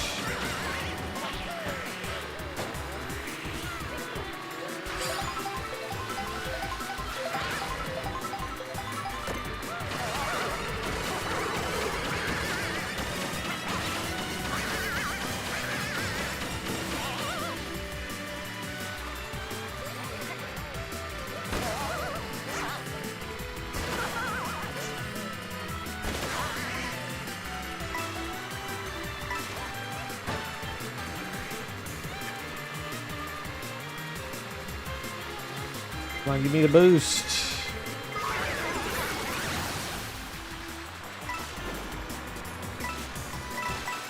Damn.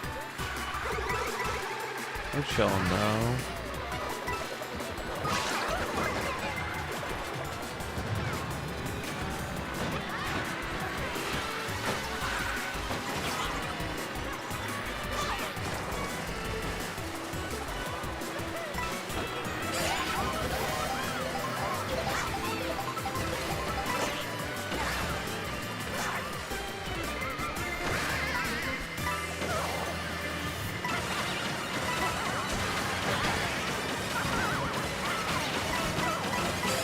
Let's go.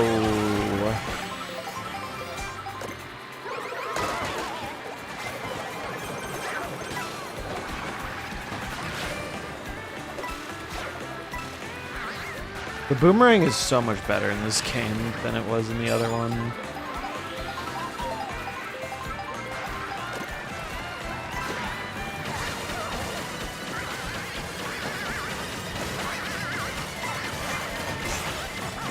Yo, I just fucking bounced off him.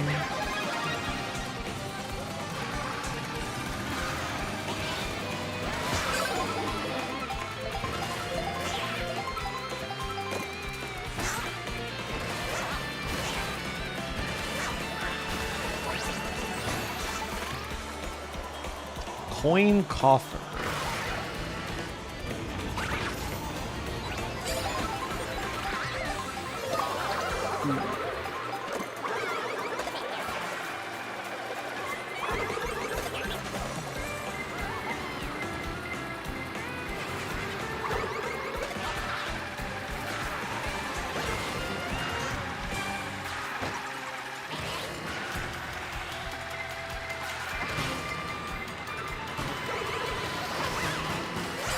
Alright. Going strong.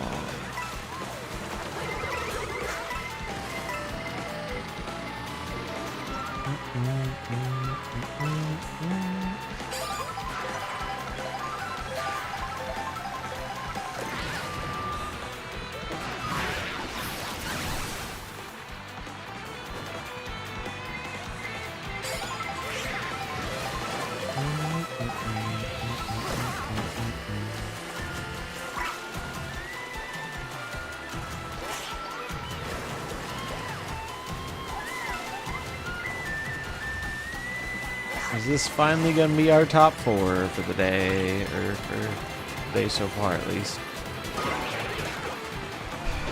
Oh my god, are you kidding me? It's all falling apart. It's fine, we'll get the next item box. There we go.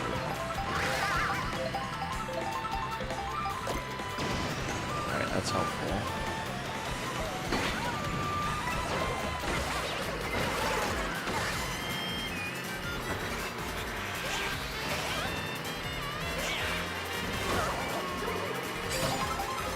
Bait.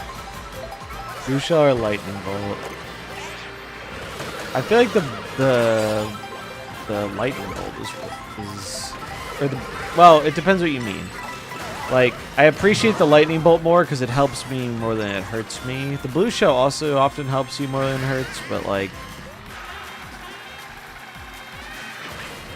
I usually don't mind getting lightning bolted that badly, but getting blue shelled is the fucking worst. Oh god.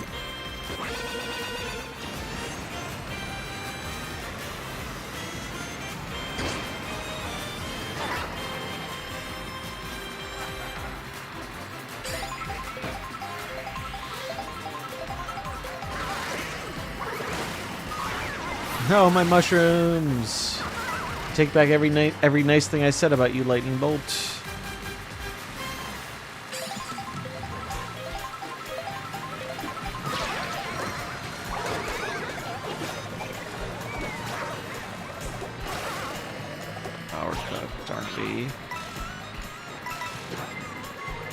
Yeah, we're cooked.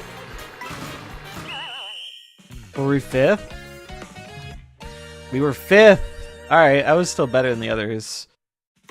Let's actually watch the final four. I want to see how this goes.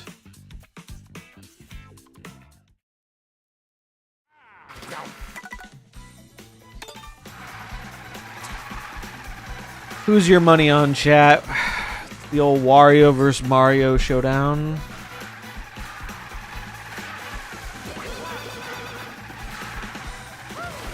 Mario's name is in the cart, so...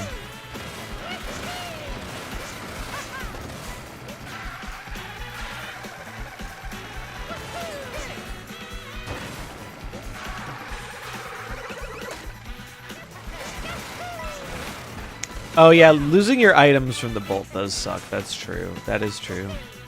How does the game feel? It feels good to me. I've enjoyed Kart quite a lot so far. Looks like Mario's got this locked down.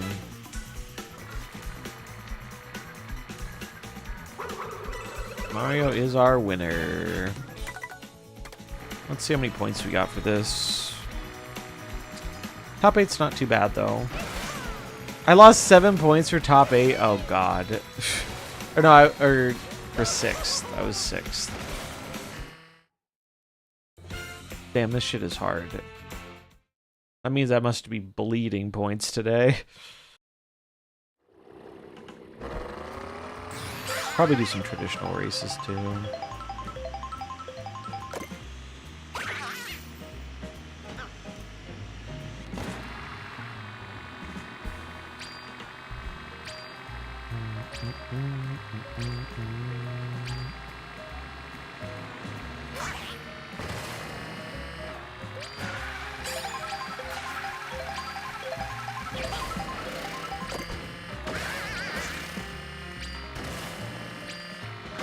Well, the point's not a cumulative thing. So like it's kind of like once you hit certain thresholds, if you want the points to keep going up, you need to finish a minimum place, I believe is how it works.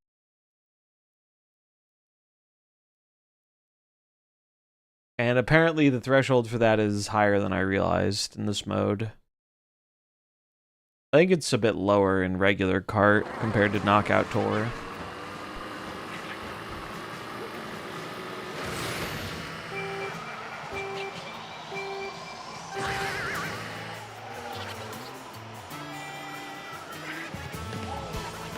Yeah, pretty much. Similar kind of thing.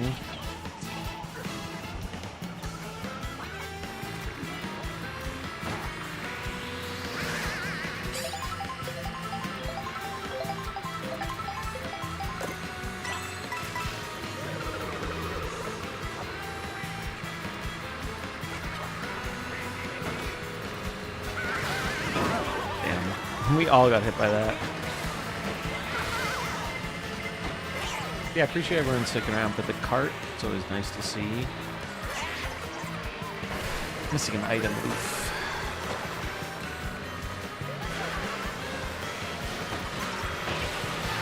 And yeah, I think next week I'm going to try and some more Siege Stars in, because I really do want to beat that game.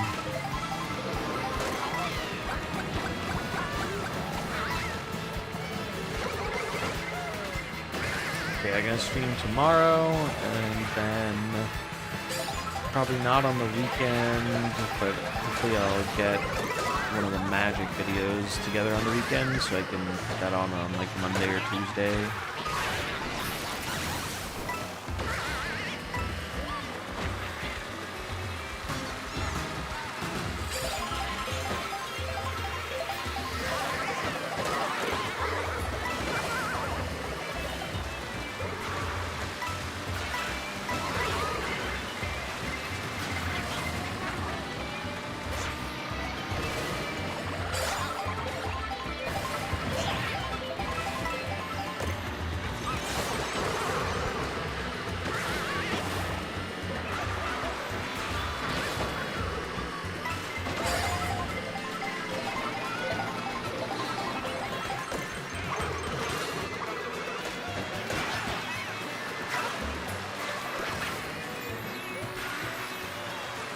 So far, so good this race.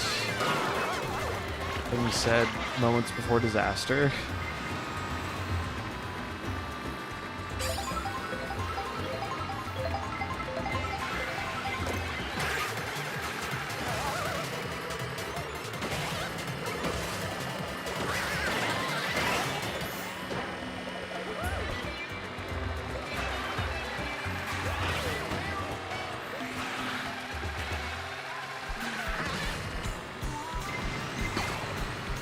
I need someone else to get knocked around. Or that'll do, that'll do, that'll do. No, are you shitting me? Oh, dude, fucking sad. Accidentally got pushed off to the left. I'm gonna do some regular race. Knockout Tour has been tough today.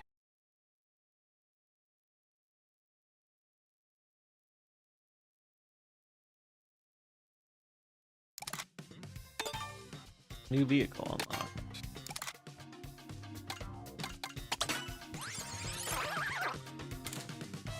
Plays the cow. The cow and the tune thumper. Here for it.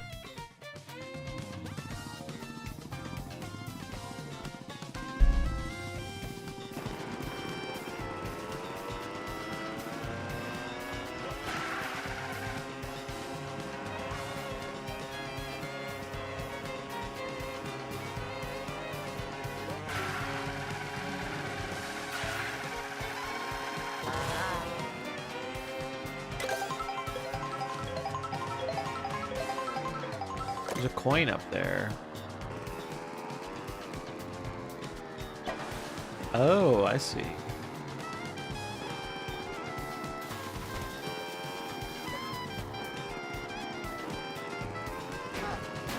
Too early.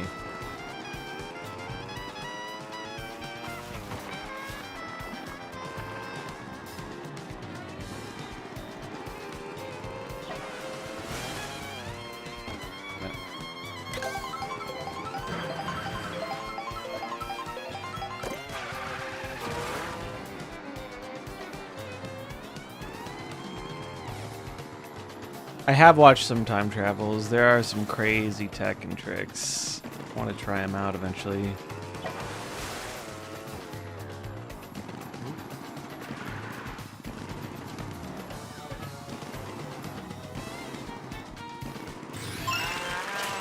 Peach Medallion.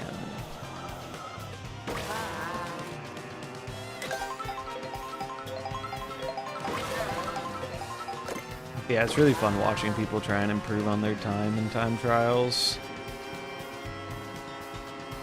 The tricks in this game go crazy.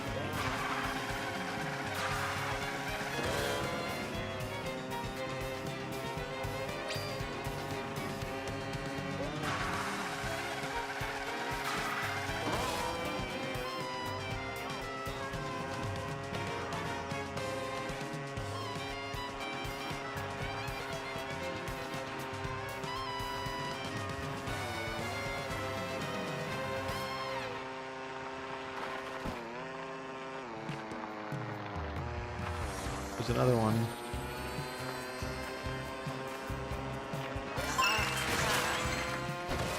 Sick.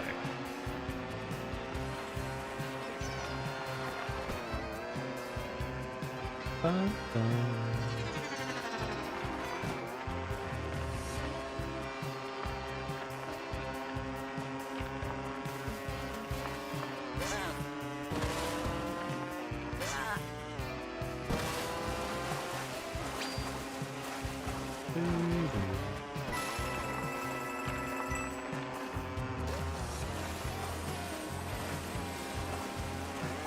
Cow indeed.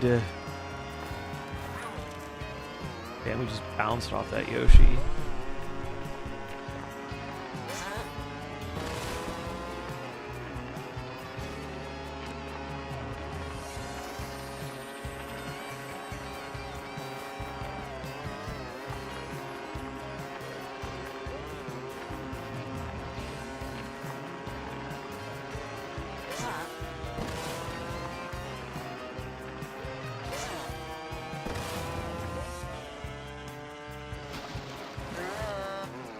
Right into the goop.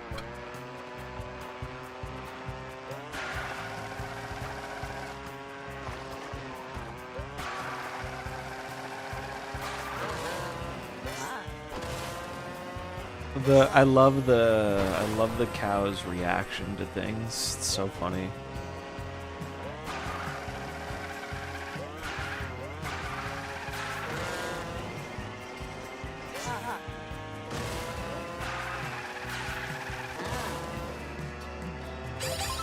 Saw some pictures where there was a whole lobby full of cows.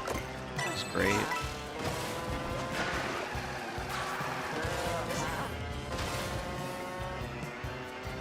Where does the cow come from in the Mario world? Moo Moo Meadows, of course. The iconic... I actually should have done Boo Cinema. We actually have a Boo Cinema emote. I think I added that to my chat. I did.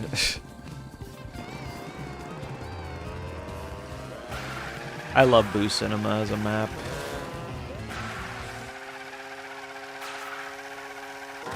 But yeah, this is the Moo Moo Meadows cow.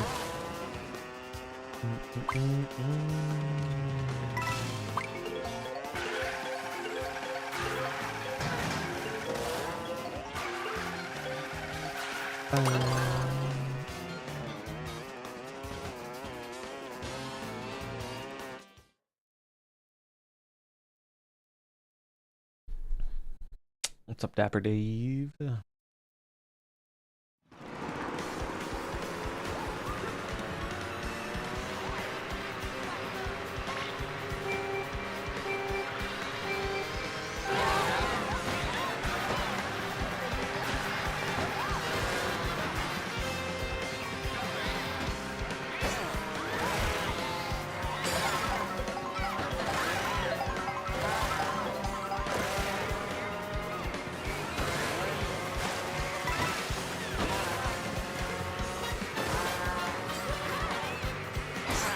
Oh, he bounced on him.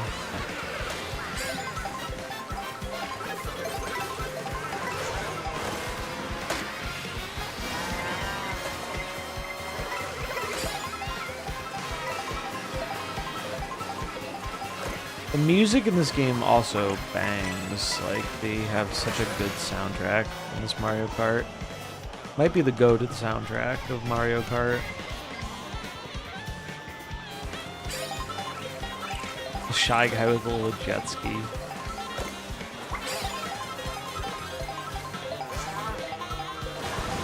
Yo, what a sick bomb throw. That was awesome. Oh, I missed the stars.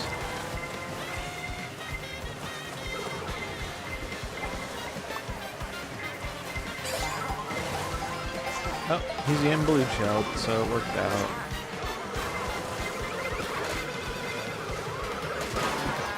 Ow. Damn, that spike just got deleted. Much like my poor cow here. From 2nd to 16th in record time.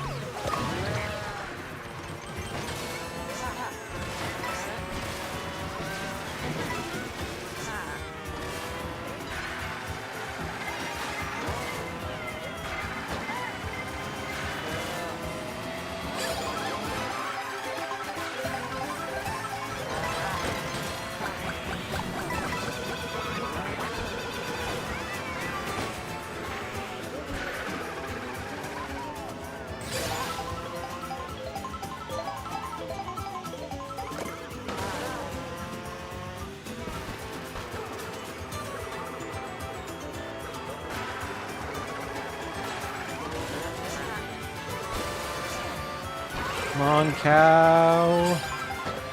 Oh, that's a sharp turn.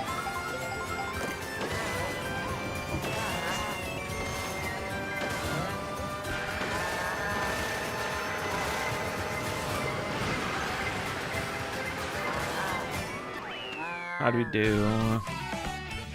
A 9th. Oh, it could have been worse. We did get points, though. I have less points in this mode. Did I do knockout? I've played more knockout.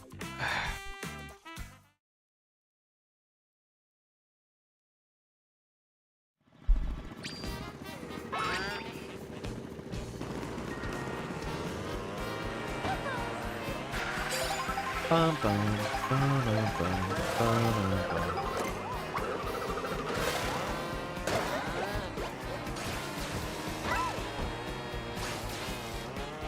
Ooh. Oh, medallion? Wait, I want it. I want it. We don't have enough time to get it.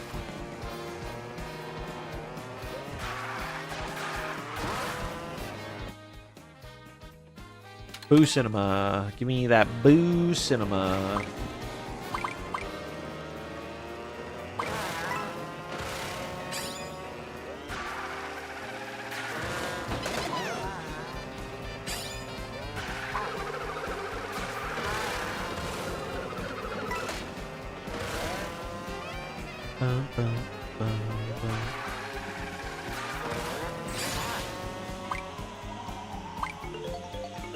Damn, only 2 Boo Cinemas.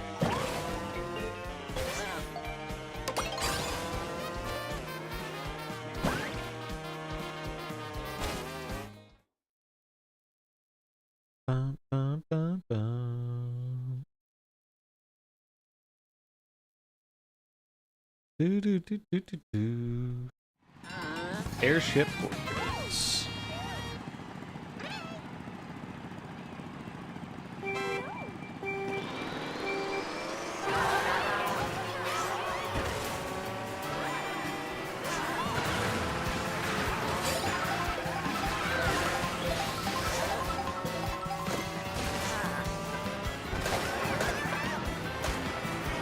I'll rip my green shells, but they did keep me safe.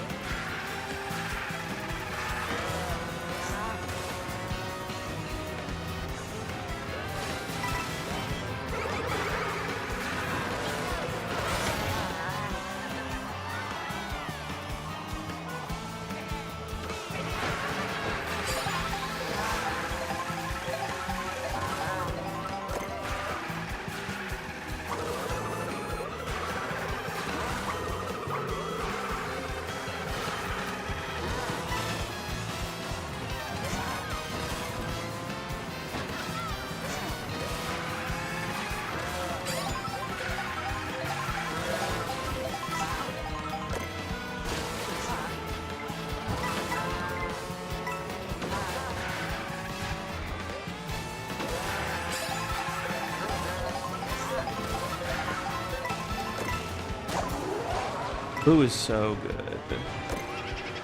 Oh, that item is not so good.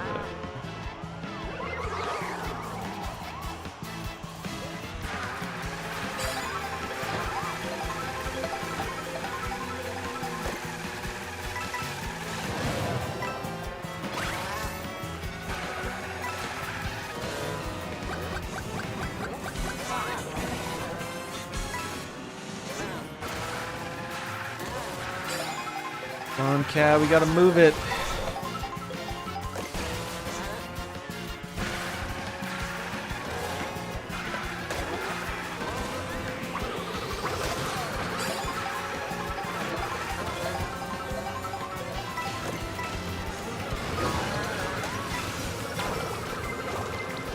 Remove it. Yes, yes I do.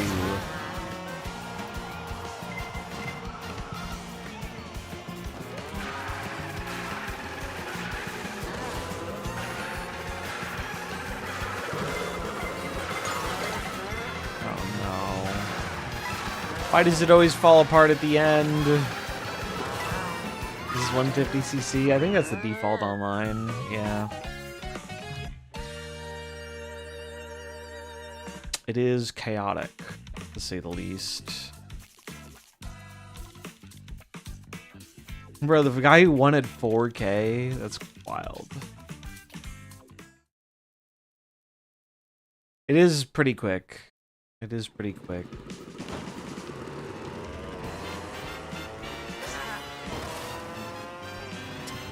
I'm sure the tricks don't help with that.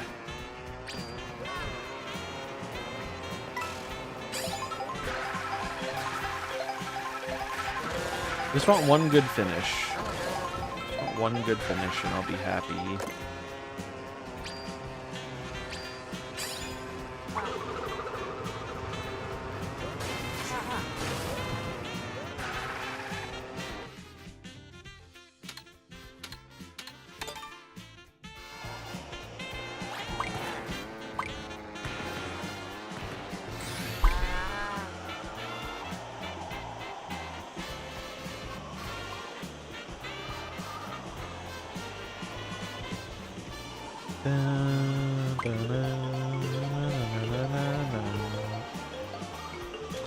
This game's also way more hectic because of the larger player size, too.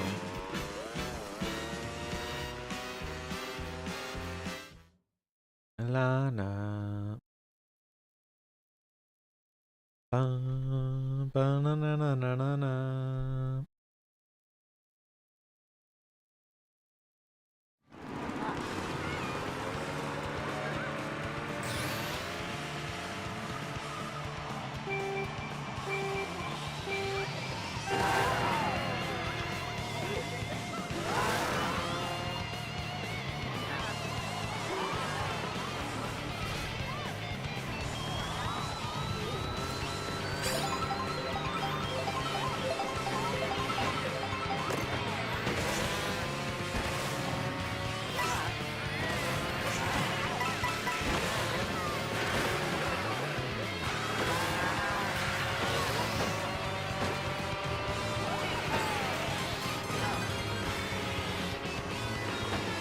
Although they have a pinata,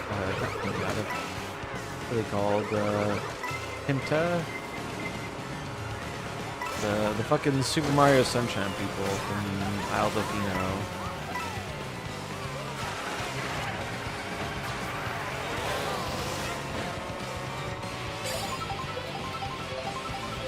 Pianta is what they're called. It's funny, they're a character in this game too. Ooh, still got the item. Immediately get lightning.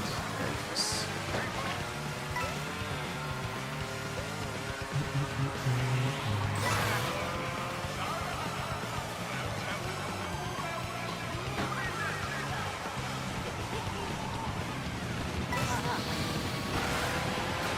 Cows do fly, it's true.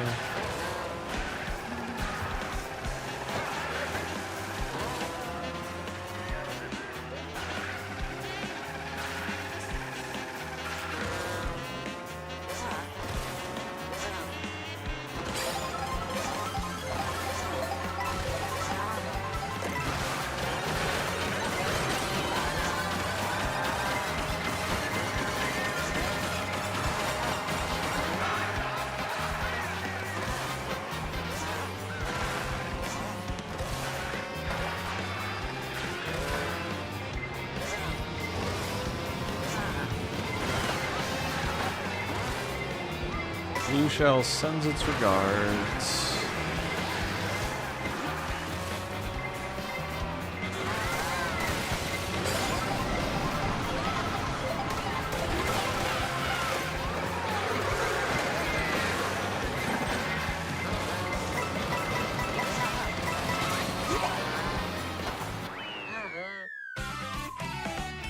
Alright. Oh, could have been worse.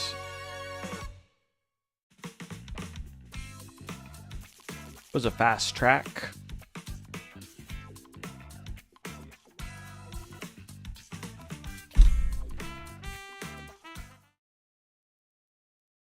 Bum, bum, bum, bum, bum.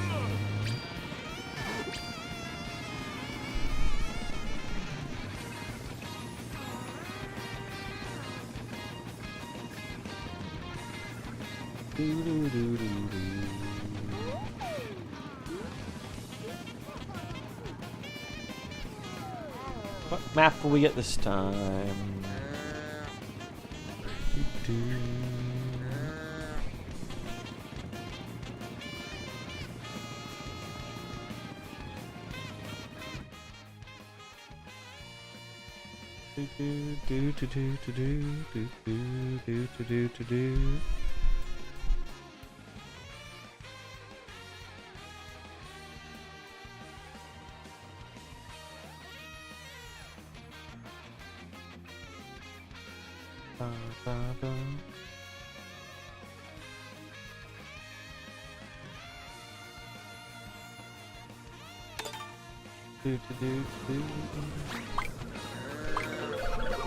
Oh, I didn't pick a map.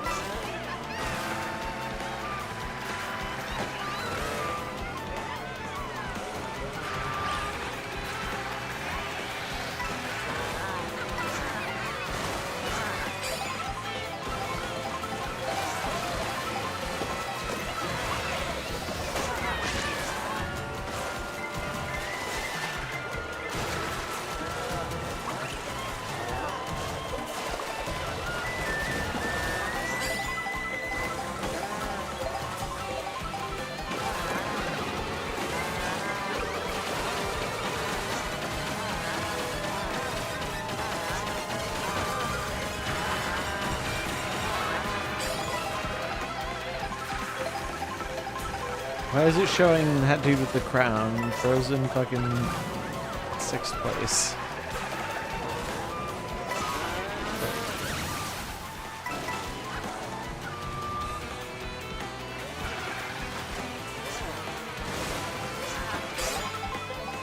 Ooh, good item.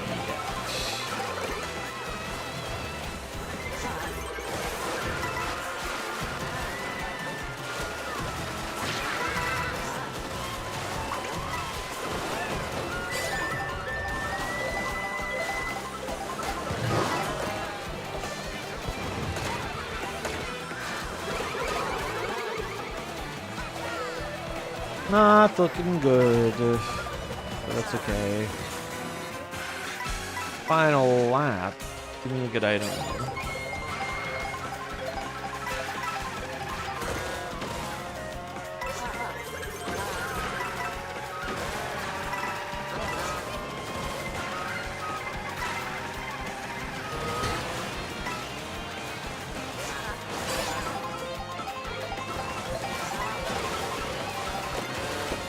A mushroom in 11th place. Oh my god.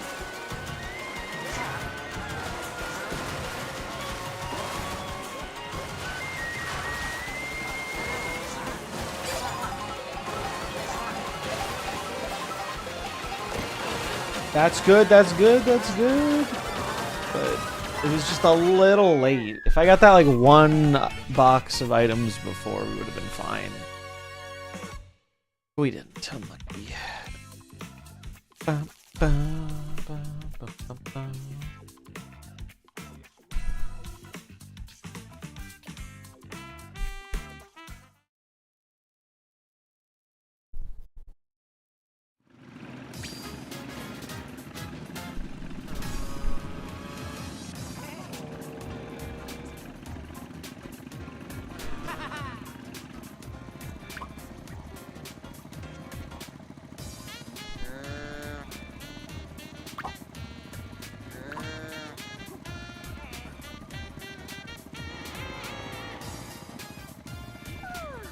Let's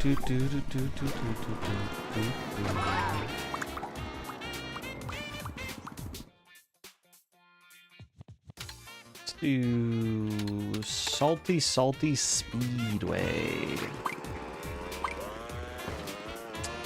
It's probably my last one because I'm kind of hungry. I want to go get lunch.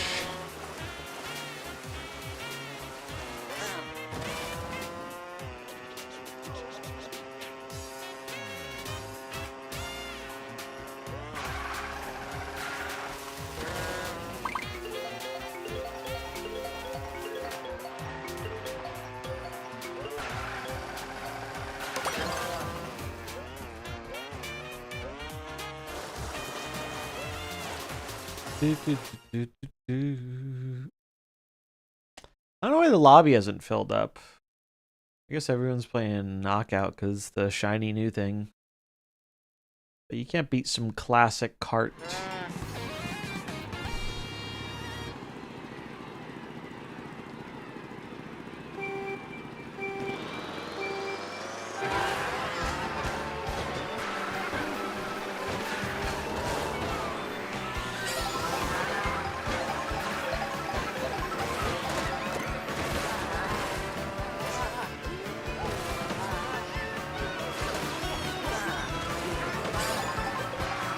Oh, this is the one with the train.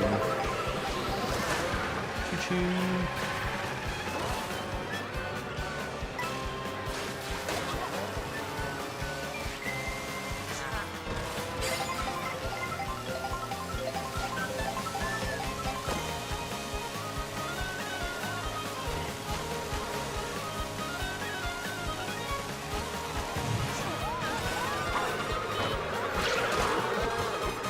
Was that my own shell? I sure hope it wasn't.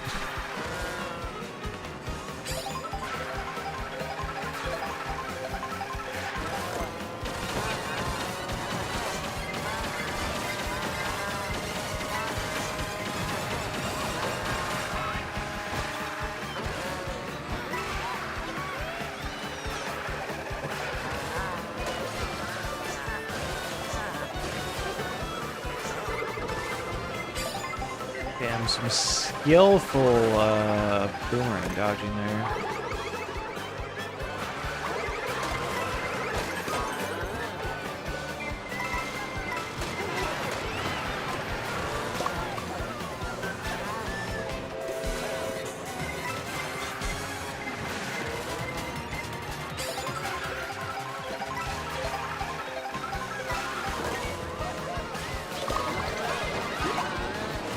He's your brother from another udder. God damn it. What a pun. The cow puns come when they don't start coming. I do love making fun. Oh.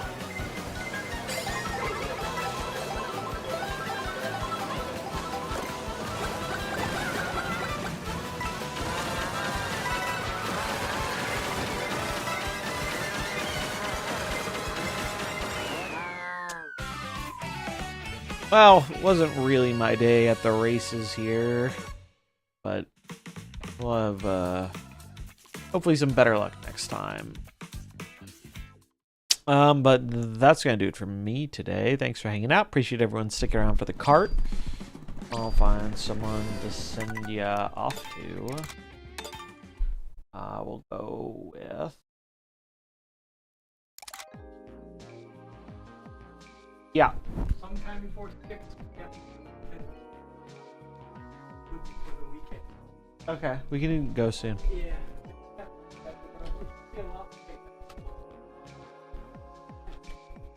Alright, I'm sending you guys to Emperor Dragon. Show him some love. Have a good rest of your day. I'll see you tomorrow.